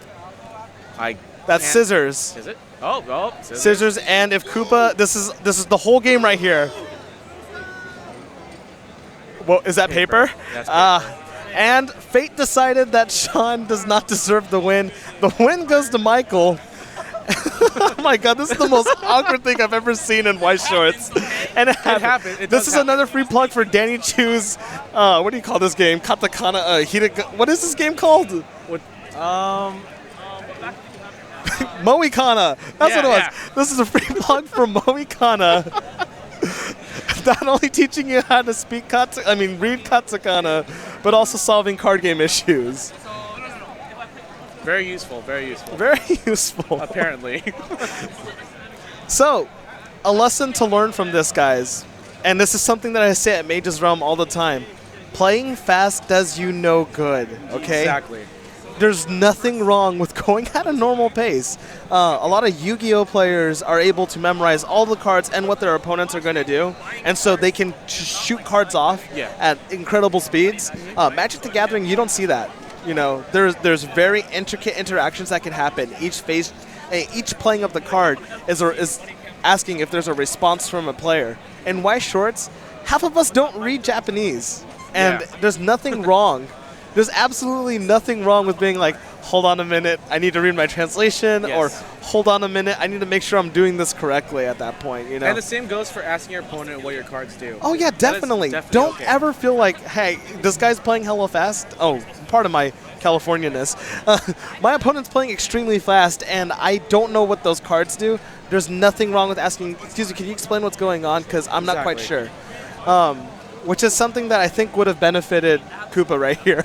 Yeah, exactly. Oh boy. Hey, it happens to the best of us. It does happen to the best of us. I'm gonna see if we can get a interview with Koopa for 2 seconds, right, yeah. if you mind, Matt, don't and then mind. I don't mind bring at you all. right back on. Yeah, Okay. sounds good. Sean, can I interview you? Yeah.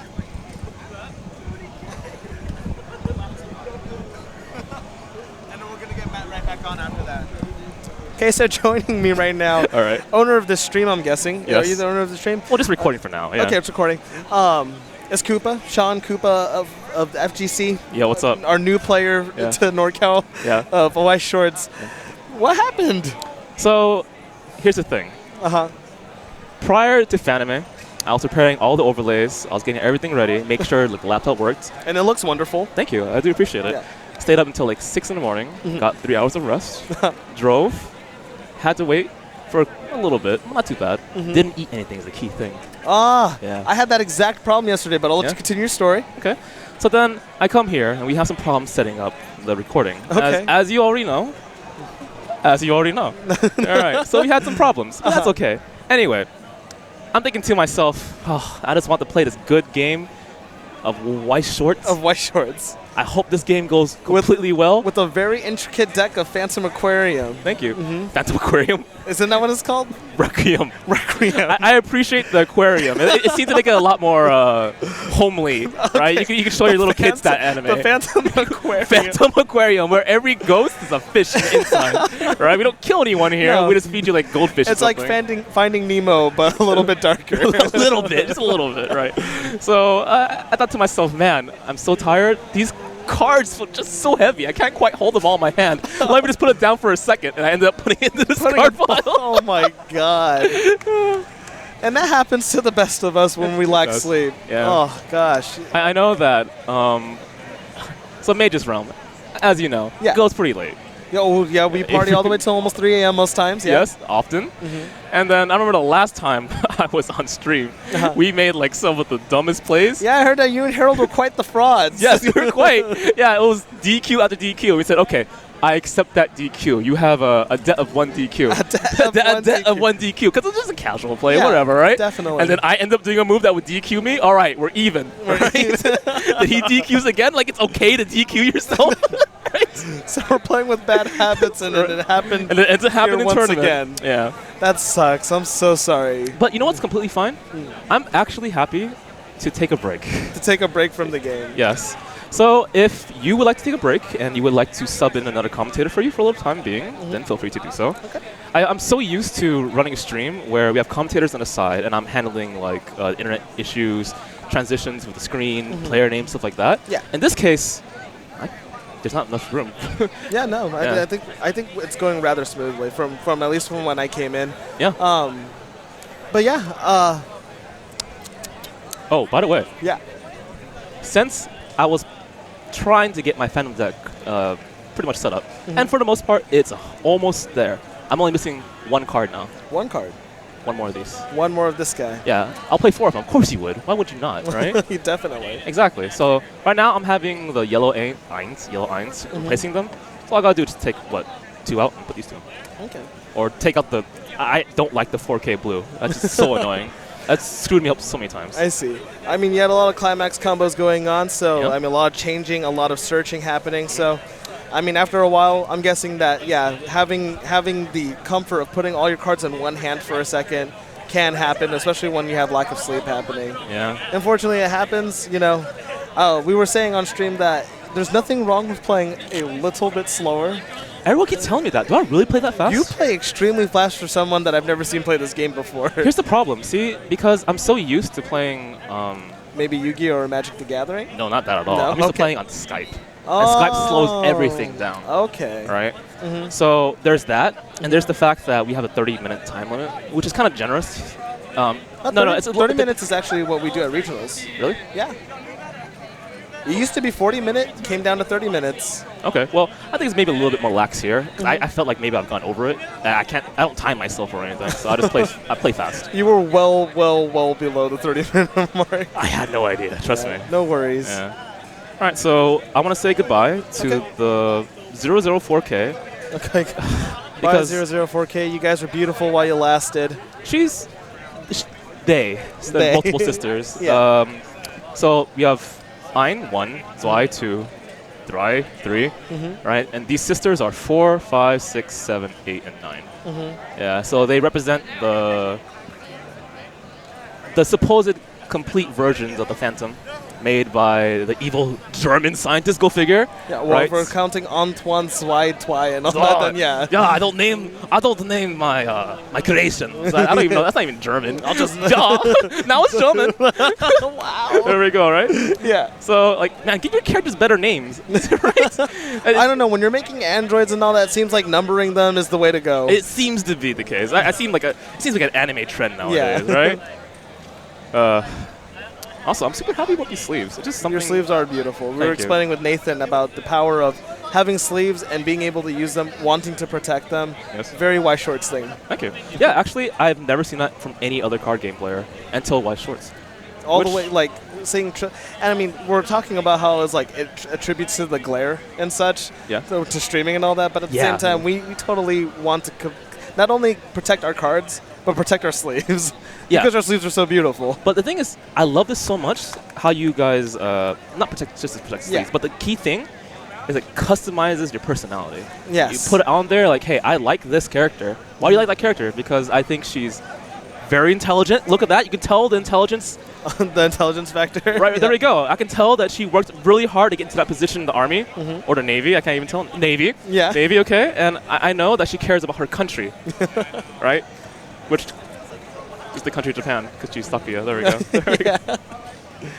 All right. Well, that's it. All right. We thank you so much for the interview, Sean. Oh, no problem. No problem. I just realized, because I DQ'd myself, Yeah. we have a bunch of downtime. Yeah, we totally have a bunch of downtime. Okay. If you want to toss it on over to Matt, we can talk about some of the other things that happen at our store. Easily. And what's going on elsewhere in NorCal, and maybe even get back one of our SoCal commentators. Tell us what's going on in SoCal. Welcome back, Matt. Matt Dominguez of C&J, which we have no idea what it stands for. Yep. So yeah, what we got to hear about was basically the fact that fast play under lack of sleep equals DQs. You know, when it comes to conventions, I would believe that is true, because you know you are out right now. What is it? It's like 11:10 right now. It's 11:10 right now. Like, you know, and this tournament will be going on for probably another hour or two, maybe longer. Maybe we have 52 players, double LM with a cut to top 8. So there will definitely be more than 2 rounds happening. Yeah, because I believe next round will be cut to top 8. Okay. Yeah, so we're getting near we're at the end of the stretch right here. So, you know, we'll just see how this goes. Right now, we're still waiting for some people to end the round. But, you know. Well, Sean pointed out, with that DQ, left a lot of time for us to be able to stream about anything we want. Okay. But, that's true. What have you done so far at the fabulous Fanime con that we're having this year? Well, to be perfectly honest, I haven't really been able to enjoy so funny. anime. You know how many times I've heard that? I've said it, Nathan said it, you're saying it. Yeah. But you continue. You haven't had much time to. Yeah, it's because like on Thursday and Friday I wasn't doing swap meet, you know. So. Okay, actually that's something that I would say many of us con attendees have not even gotten to do. Because there is a ginormous line to get into the swap meet. It's like one of the hottest attractions we have at Fanime. What was the swap meet like? I've seen a lot of interesting things there. I did not want to buy anything because some people were marking up their prices. Well, when you have sentimental attachment to something you used to own, of course you're going to be like, this is rare. You know how hard it was for me to get it, and you can't even buy it anymore. Yeah. You know? To be perfectly honest, I played that card. I have played that card. You know, there were a lot of figurines I sold. Yeah. That like like I told myself like I really do not want to let go of this, so I Yes. will mark up the price by like maybe $10 or $15. They sold, and I was so sad. And you were sad I to was let them so go. sad. Matt, that was what you wanted. You brought them for a reason. Well, I mean, like to be perfectly honest, I bought them not expecting to sell them the next year, but Uh-huh. like having financial issues, I needed to. We're all I broke needed college to, students. We were explaining that earlier as Yeah. well. Who were they? I need to know. I had an Android of Madoka that sold. Oh, Madoka's gone. Yeah, I sold that for 50. Is she Gadoka to you, or are you a believer in Haruhi-ism? Ooh, that's a good one. I'm personally a Haruhi-ism me believer. Too, me too. Which is why I almost cried when I sold my Figma of Haruhi. You sold a Haruhi? It was you from sold the your movie, though. goddess? It was the disappearance of Haruhi. Oh my god, Figma. no. I sold that for 55, and the guy looked at me and was like, really, 55? I was like, yeah. And then he was like, all right, here you go. Oh my And I was god, like- the pain. He gave me the look like he He wasn't gave you like, interested. you non-believer, how dare you sell her so cheap, treating her like some common trick on the street. Yeah. No. It's Yeah. okay. It's going to someone that's obviously knowledgeable of her value and will give her a good home. Exactly. Yeah. That's all I asked for, you know. 'cause Yeah, I took definitely. care of those figurines, and like Uh-huh. I just hope that, and we have Harold, right? So we lost Madoka. You Yeah. lost also a Haruhi Figma. Who else did we lose? I also saw the pair of like rewrite. No, was it rewrite? Yeah, no. I'm sorry, Orinomoto figurines. It was of Ayase and Kirino in swimsuits. Oh gosh. Like I was selling them for 35 each, but if you buy the pair, I was selling it for like 50. That's actually a really good deal. Yeah, and That's someone like bought it. at so- our hobby fan booth, we were selling the same things, and you undercut us, but that's fine because it's Swami. It's been had, you know. Yeah. There was ownership there. From Ore no Imo, who was your favorite character though? Ayase. Ayase. You and a coalition of other players at Majors were all Ayase. The thing is, like I was a Kuroneko, you know. Yeah, that's the other second one that know, I was like, I was. why doesn't Kirino get any love from anyone? I love Kirino, but You like love when Kirino. when it comes to waifu material, I was going for Kuroneko. You didn't want the incest to happen. The thing was, like, I didn't see it as incest, as weird as that sounds, you know. Their brother and sister met, Like, but you know, yeah, okay, 'cause- explain. Yeah, the way I saw the story was Yeah. like, it's just because they haven't talked to each other. Kirino and Kyosuke, they haven't had that like brotherly like interaction. Uh-huh. That they had something like some kind of feeling like for each other that what they thought was I guess love. Uh-huh. But what I saw it as was something like they're just like trying to catch up for what they missed from all those years of not talking to each other. You know, I can understand that. That's actually something beautiful that you turned from something that everyone makes fun of like 24/7. You know, like haters gonna hate, right? Haters gonna You know, hate. like I give props to that writer for writing that story. Yeah. Because you know, like a lot of stories are written like that, but Uh-huh. they don't actually become like mainstream or do they like they don't get popular. I know a lot of people were really upset with the ending of the anime, Yeah, I was but like- you know, like it is what it is. Like, unfortunately, I have not had the opportunity to read the light novels because like I'm here in America. I don't read Japanese, but Many you of us know, don't. Yeah. yeah, exactly. But I thought for what it was pretty good. That's good. That's good. Okay. So we lost Ayase and Kirino. Yes. Who else yes. did we lose?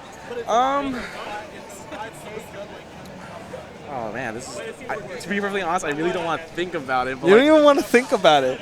yeah, 'cause It sounds like you made a lot of money at least. Oh yeah, I made like 500. Nice. So there was a lot of other people to that list. Yes, there was. Dang, I need to go to the swap meet. I got a bunch that I need to unload. Oh yeah. Yeah. Like basically what I made for Swap Me is basically what's funding me for this weekend. That's fantastic.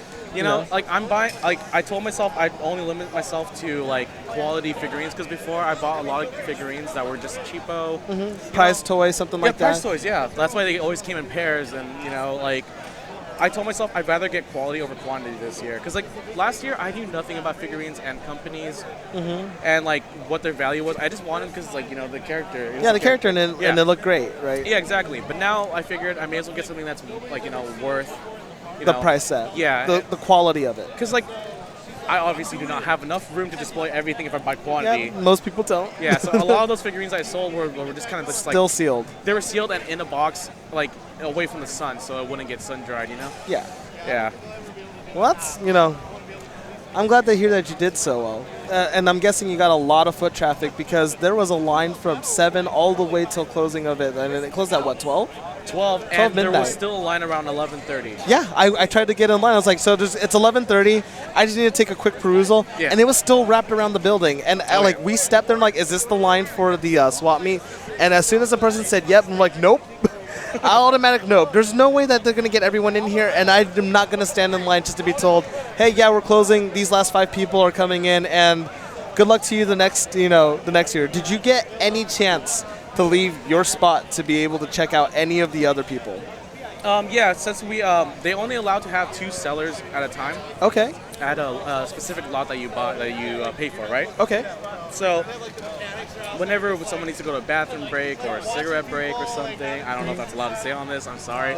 But whenever somebody needs to take a break, basically, we just let the other person know. And yeah, so I was able to walk around, but I could say this, like, I walked around, saw a lot of figurines, and not just the swap meet either. Like in dealer's hall, like when I had some downtime, like the next day, I wasn't able, like, none of the figurines really came out to me, like that I wanted to buy. Like there were a lot of characters I liked, but I guess what I could say is, like, after hitting like a financial crisis and stuff like that, like you tend to know, like, I'm no longer an impulse buyer. Like You learn a grew lot in of things. figure purchasing. Yeah, like, I mean, like, I'm a believer in, like, buying figurines, like, oh, make shrines to your waifus, why not? Yeah. Like, it was fun for what it was, but, like, people still have to remember that, like, you got to remember where your money's coming from, and, like, they don't grow, well, they do grow on trees because they're paper, but, Yeah. that's not the point. That's not the point. You getting that money, like, it's... You put in a lot of work for that money, so Exactly. you might as well buy what's best for it. Yeah, because like last year, like I believe I spent over like around 1,200 on like a lot of product last year at Fanime, and that is through the dealer's hall. That is a lot of money. Yeah, and I only made about like half. I haven't sold everything that I got last year, but the way I see it, I didn't sell it, so I can still keep it for this year. Okay, maybe yeah. next year, Maybe next year. I think, with that, and joining in on the culture that is one of the, I would say, most well organized and most hype of all of the swap meets that I've seen at California cons. You probably ran into a lot of great anime enthusiasts at Fanime. How are the people that got to come in and you got to interact with? We had a couple of like cosplayers for the swap meet, right? Or just Yeah, in general? for the swap meet. Okay, for swap meet, yeah, we had some cosplayers that like will walk by and like they would see, like, because like we were, not only was I selling my own product, but we were also selling like I guess supply for like card games and stuff, So Yeah. we had character sleeves.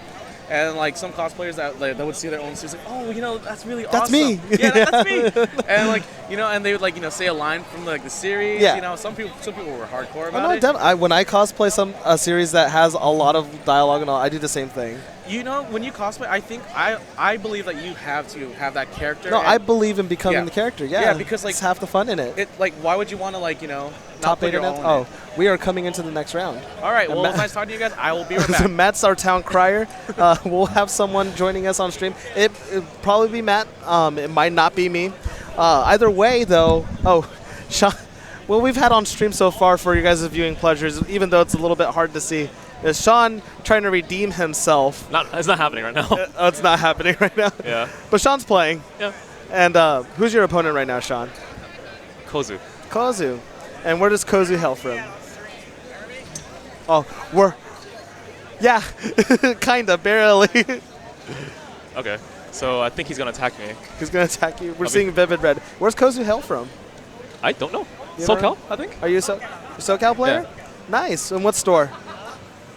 I think I streams every week. Oh, you guys stream every week as well.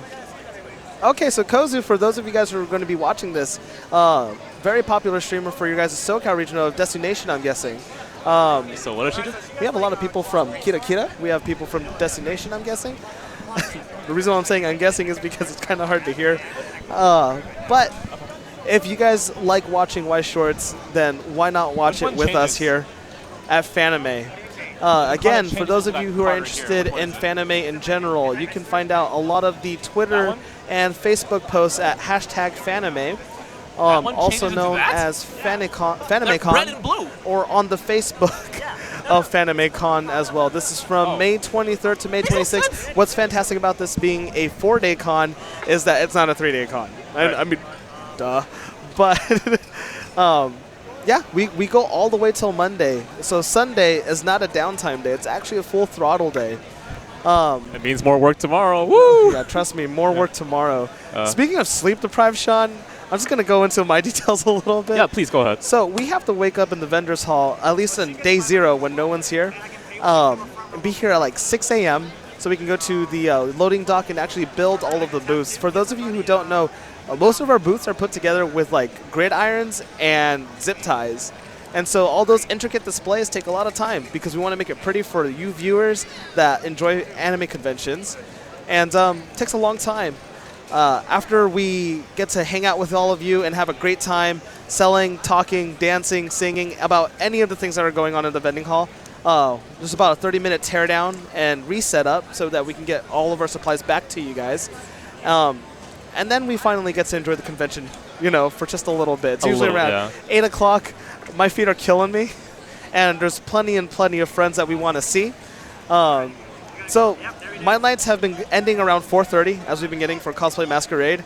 A bunch of our friends doing Uta no Prince. You say what you will, but with all the idol girl groups out there, we got to represent how the power of guys can still shine through all the glamour, right? Yeah. There's a lot of thrusting in our dance, though, so don't think that it's weak. But we're practicing all the way till 4:30 a.m. to wake up again at 7 a.m. With us now, we're getting our next streamers on cam. Sean's holding the mic, so I was kind of lingering there. Next to me, I have JJ Champion of also CNJ. I'm going to just ask him real quick. Yeah. JJ Champion, go ahead and take the mic. I like your name tag. Hello. JJ, get in the camera, JJ. I don't like the camera. All right, so JJ Champion of CNJs. This is something that Matt couldn't even answer for us. What does CNJ stand for? Cool and something. Collectibles. Okay. Something. Liars. I don't know. What? I just work there, man. You just work there? That's hilarious. All right. CNJ, are you playing in a tournament right now? Yes, I am. And are you going to be the next one streaming? I have no idea. You have no idea? I have no idea. Are you on a 3-0 tear? I am on a 3-0 tear. So you're very well may be the next person on stream, and how does that make you feel? Excited. Excited. Fantastic. Would be a good word to use. For those of you who don't know why I'm calling JJ Champion, is there's 2 JJs at CNJ. JJ store owner, and then the person who won the White Shorts tournament, JJ Champion. Yeah, that's me. And I've been hearing that you've been putting your name to use there. That Yes. it's not just a title. Hey, I don't call myself that. Everyone else does. Yeah, you don't call yourself. For those of you who might be wondering, he does not call himself JJ Champion. No. What set are you playing right now? I am playing Contact Killer. Can't I kill? Yes. Can't I kill? Can't I know I it's kill? not. No, you're just saying that. Can't I is killing everyone at the moment. Yes. Is it the standard anti-heal, anti-you can't have any fun No. build, or is this a Shimikaze build that we're going to see? I am playing a build that I believe, like, I refuse to play cards that I don't want to play against. Like, if I wouldn't play against it myself, if I wouldn't want to play That's against it quite myself, noble of then you. I won't play it. So if you see something broken, you're not going to play it because you wouldn't want to play against it. Yeah. And then, like, I love Kongo. And you So- love promos? Kongo. Oh, Congo. Yeah. Okay. She is my favorite. So I need to play not anti-salvage and anti-heal. Yeah, or else- because she does that. Yes, she does both of those things very well. Yeah. See, guys, heart of the champion right there. He does not want to put any other grief that he wouldn't want to endure himself. That's me. That's so noble. Literally, That's literally playing the mobile game. Did Matt already announce pairings? Do you know who you're playing against? I have no idea. You have no idea. I just kind of wandered over here. Okay. Well, while I have you on stream, what I've been asking everyone and what we've been wondering about since every person has answered the same, including myself, we're here at Fanime right now. This is Fanime 2014. Yes, it is. And it's been a wonderful con for so many of the attendees. Yep. What have you personally gotten to do so far? Play card games. Okay, you I played did card that. games. I did that. You've been playing card Yes. games. Let me guess what the rest of the answer is. I haven't gotten to do much else at this convention yet. Yeah, pretty much. Yeah, pretty much. Pretty much. That's accurate. Oh my God, I want the thing that's in that guy's hand right now. Sean, are you selling those?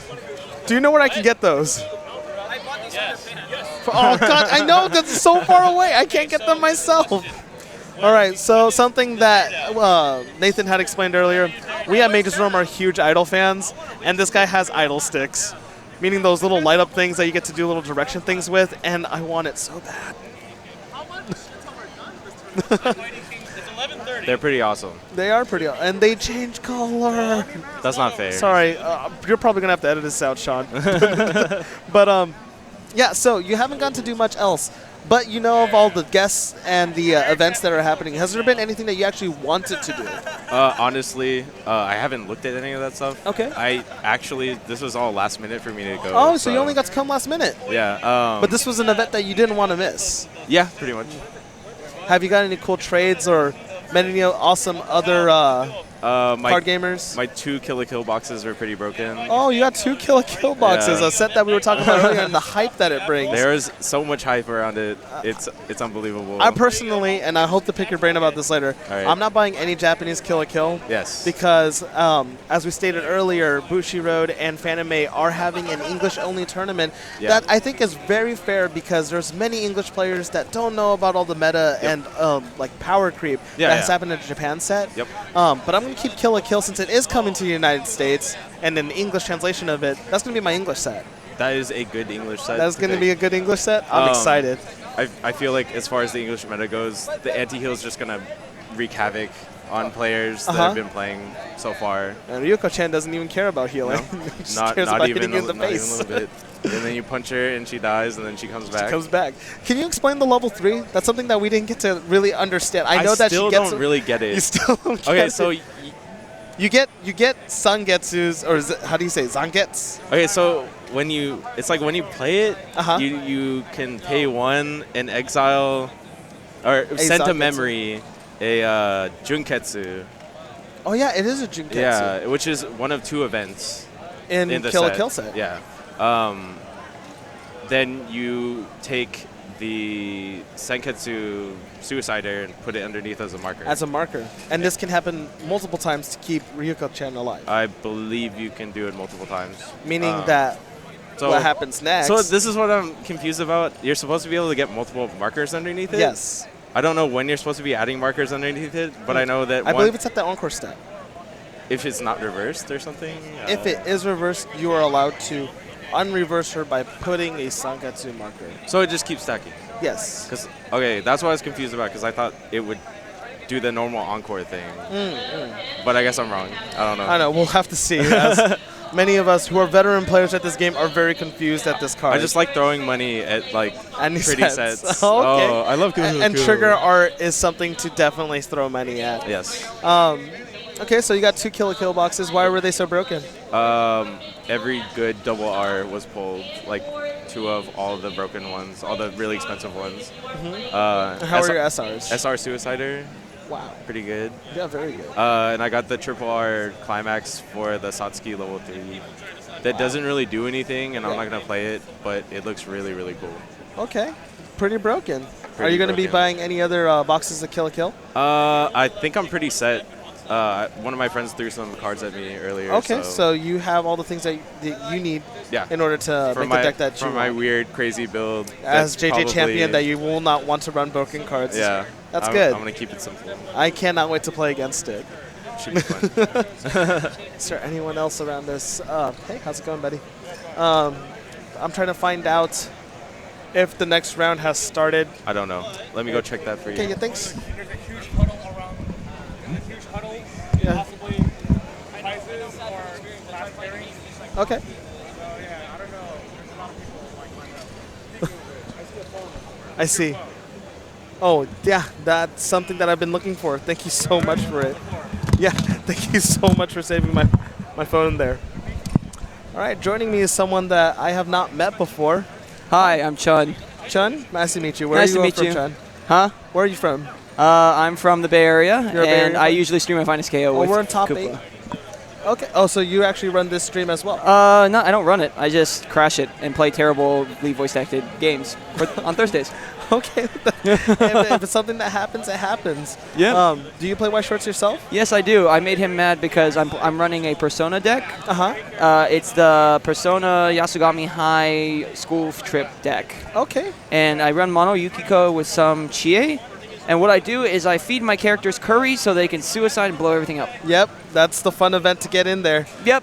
And a lot of people don't like to run it because a lot of people usually run a standard Yukiko deck. Yeah. With, standard burn.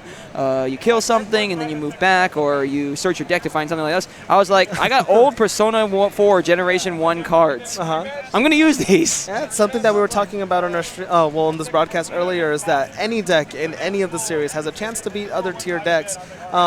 What you were explaining earlier, the Yukata deck for Yukiko is yes, that's correct. Very, very famous, very, very fan favorite. It's been a top 8 for a lot, but what I'm starting to realize is at the expense of the burn mechanic, you don't have a lot of in terms of front power. Yeah, I mean, you have your global Yukata support. You do have the global Yukatas and you have the change in, but if you don't, the hand encore is actually really useful too. The real issue is you won't. It's the sustainability of you need to have your stock at the beginning. If you're shut down in the early game, you can't do anything because your stock is impossibly hard to get. Even if you have the Yukata Yukiko in the back, you don't have the cost to change. Yeah. So that kind of thing. If you ever wonder, I used to play the Yukata Yukiko deck as well as the person who's been to regionals twice with Kai. This is a good guy. Good people play Yukiko. Good people. Yeah, she's best waifu for those terrible of you who people don't know. play Chie. Terrible people play She's Chie. not too bad. Okay, you're right. All right. Terrible people play Teddy. Terrible people play Teddy. Terrible people play Teddy. You need to, and that also goes for FGC's fighting game community. Exactly. Exactly. Exactly. Terrible people play Teddy. Screw that Spark guy. Man, I hate that guy. I know Spark. Goddamn. Do you want to get on? Are you in top 8? So you can't. So we are recording top 8. Is that what's happening right now? No, we are cutting into top 8. It looks like our top 8 players. If I can get that list from anyone, is Matt still here? Sean, can you find the top 8 list for me? That'd be fantastic. Yeah, the top 8 list. We're cutting into the top 8 of the series. If you play any kind of card game whatsoever, that means that the people with the top 8 best records will be facing off against each other in a single elim match. Many of our White Shorts games aren't a best of 2 out of 3 as in most series. That just adds to the hecticness of this. It takes way too much time. Oh, if we were playing 2 out of 3 games, then yes, it would take way too much time. It's like playing Capcom versus SNK 2 on a single cabinet. For 2 out of 3. That would take forever. Yeah, it's terrible. Speaking of Capcom versus SNK, that's the thing that I wanted to buy. So those of you who are wondering, our top 8. I know. So it's just, is it 1 through 8 right here? Okay. So just pointer for me. All right. So we have Jay Monzo. This is JJ Champion that we were explaining earlier. Number 2 is Trevor. Yes. Partica. Is this? Do we know this player? Okay. This is a player that we haven't seen in California. At least I haven't. At least. Number 3, Eric Young. Number 4, Shauna Friendly of Kira Kira. Oh, Kira Kira card shop. I recognize that name. Mark Garcia. And then Ryan Young of Major Swim UC Davis. Brother of Eric Young. We never get to see Eric play. Oh, this should be a treat. Number 7 of the top 8 is Can you Kenneth. get my bag and my Cosmic Break bag? It's the blue one and the yellow one. Just pretty over here. So I don't of our want to just leave it there. 2-1 victors, we have Jeff Lee. Yes. Do we know where Jeff Lee hails from? Jeff Lee. That sounds like a very familiar name. The scene is still somewhat young. Who's Jeff Lee? In some aspects. So. That is the mysterious number 8 player. Wilson's friend. Wilson has friends everywhere. Thank you. Okay. Well. All right. So let me explain to you who Jeff Lee is. If you know us at Mage's Realm, he's a friend of Wilson. That means everyone's friends with Wilson. For those of you who don't know. Everyone's friends with Wilson, just like Tim Allen. Yes, exactly. Yeah, Just like Tim Allen. It's just like Tim Allen. The next description of Jeff Lee was that he was Asian. Ah. Did not like Tim Allen. And lastly is that Jeff Lee is the Asian with glasses. That's very discerning. It's not me. It's very discerning. Either way, that is our top 8. We have names that have been recognized before. We have people that have their own websites. We have people that go to school. So it should be a good top 8, guys. Am I Jeff Lee? Oh, Jeff, nice to meet you. Hi, nice to meet you. Nice to meet you. All right. It looks like there's a small break happening right now. Nathan, do you want to hop back on? This is pretty casual talk with Chun and I'm sorry, I forgot your name. Oh, my name is Sigurd. Sigurd. Yeah. Chun and Sigurd. Of Mage's Realm. I'm going to be hopping off for a quick second as I need a break. Coming back to the stream will be Nathan Tien of Kita Kita Cards. Oh, okay. All right, now I am just here, solo. And we are watching this Weiss game, ladies and gentlemen. I didn't get these overalls off. Everybody marble. Huh? I was going to play marble. Are you going to play marble? Just 2 seconds. Let me get these pants off. Yeah, he doesn't know how to yell. Greetings. What's up, man? I'm Nathan. Pleasure to meet you. I'm Chun. Nice to meet you, man. I've been playing Weiss since Persona 3 set came out. That's pretty long ago. That's the first set that came out. Yeah. So the funny thing about the Weiss scene was that it never really was that large back then. I originally bought cards with Persona 3 and there was a Disgaea set as well as Zero no Skyma set. And that was a pretty young era. Like, a lot of people didn't really like the idea of playing a game that wasn't Yu-Gi-Oh!, Pokemon, or Magic, yeah. That was around 5 years, 6 years ago, right? Yeah, 5 years ago, somewhere around that line. Yeah. So then 2 years later, well, 1 year later, people got tired of the novelty of it. So they were like, oh, well, this sucks because, you know, some decks are stupid broken and I can't really do anything. Then they did the Neo Standard balancing system. Back then, Standard was always a thing. Okay. You could combine cards. There were websites devoted to combined combos across Dog Capo and Persona, that kind of thing. But now, since the Neo Standard rule has been put in effect, and the good news is that they don't run legacy rules where you can't play previous old cards or anything, it makes it so that the community is a lot larger and they feel like they get more longevity out of playing a card game. Yeah, definitely. That's really interesting. I didn't know that. Yeah.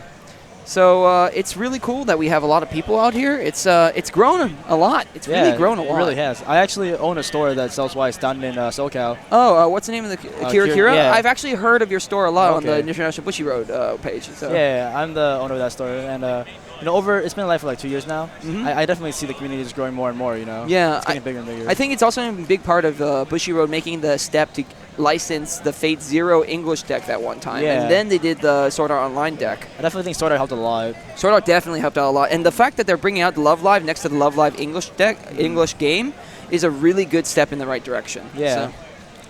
I really see like a good future for this game still. Yeah, but obviously some of the old sets, because set 1 was so young, there were a lot of effects that were pretty darn crazy and pretty cost efficient. So naturally those cards got really rare and really expensive. Yeah. You can't find them anymore. So, like for example, Zero no Skyma, it's really hard. You're hard pressed. You were used to be hard pressed to find the level 3 experience climax combos that were able to just like melt people. It's like, oh, I have a Louise at level 1. Yeah. So.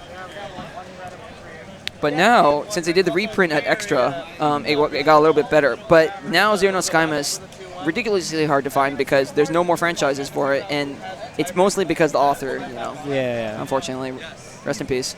Especially the level 0 Eleanor, the double R blue. Yeah, that double R blue. I have 2 of them in my deck because each one costs $16. Yeah. It's a level 0 backup. It's like. The good news is it's only on your opponent's turn. The bad news is it's on your opponent's turn. So if you're fighting it, you're screwed. So.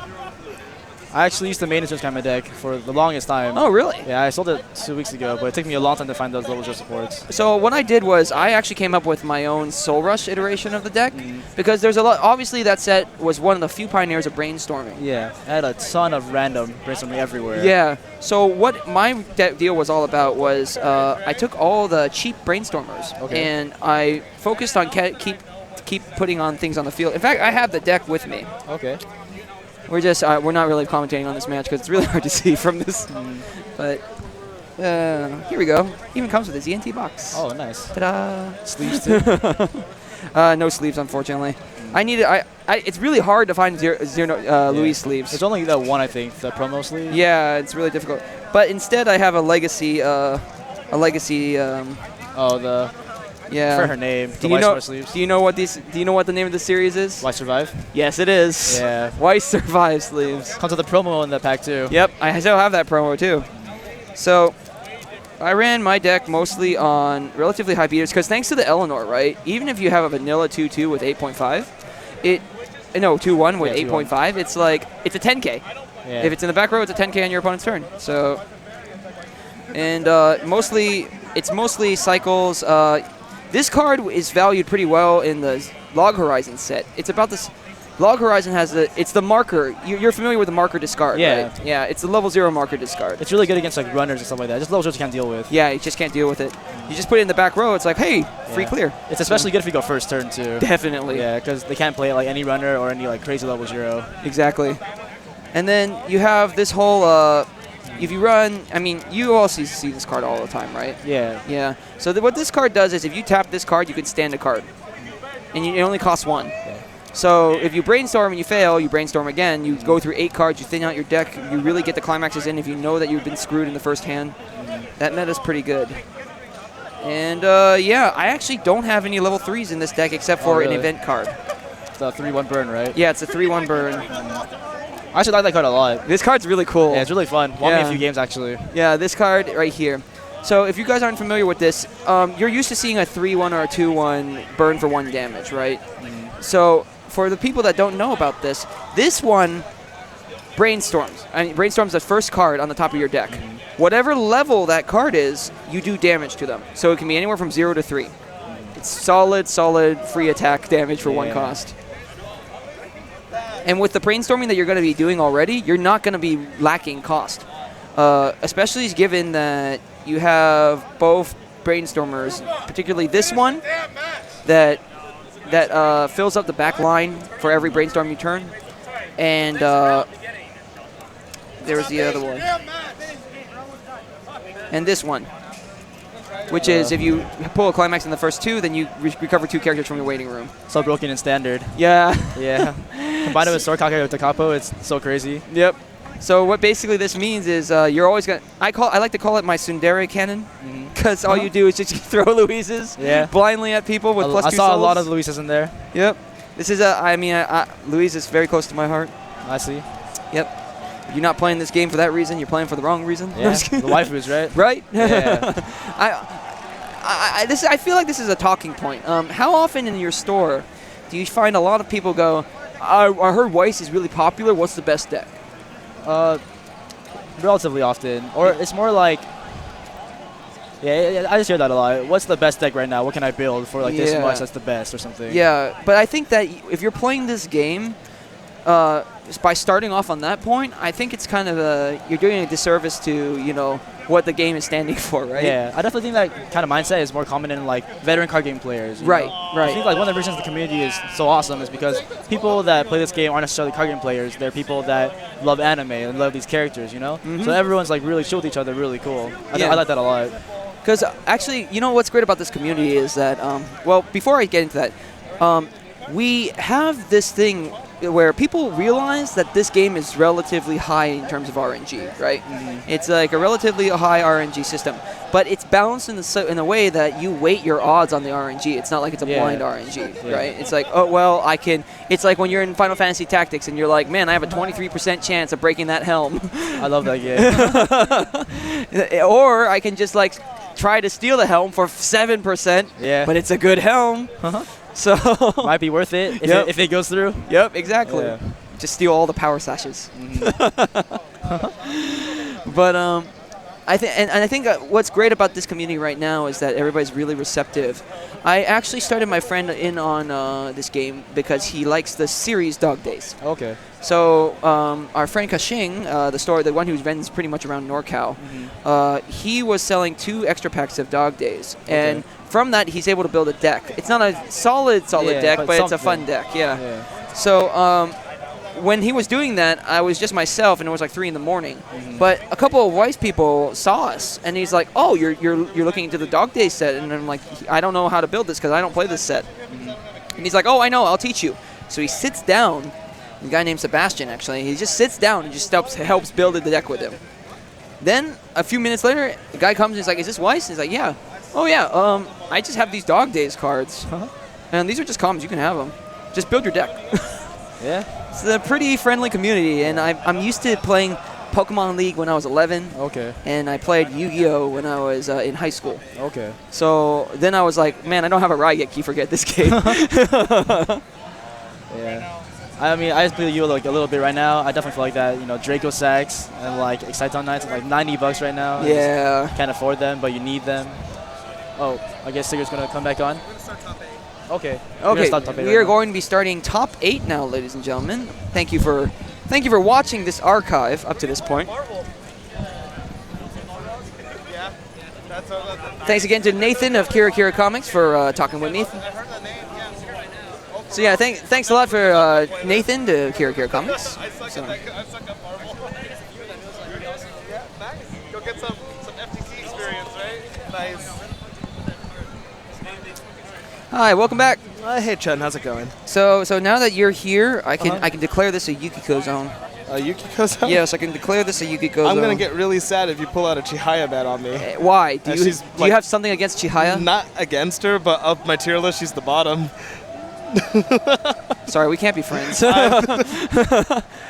she number the running one for joke you? on finestko is that Chihaya is my waifu. Yeah, so, I heard about it. Yeah.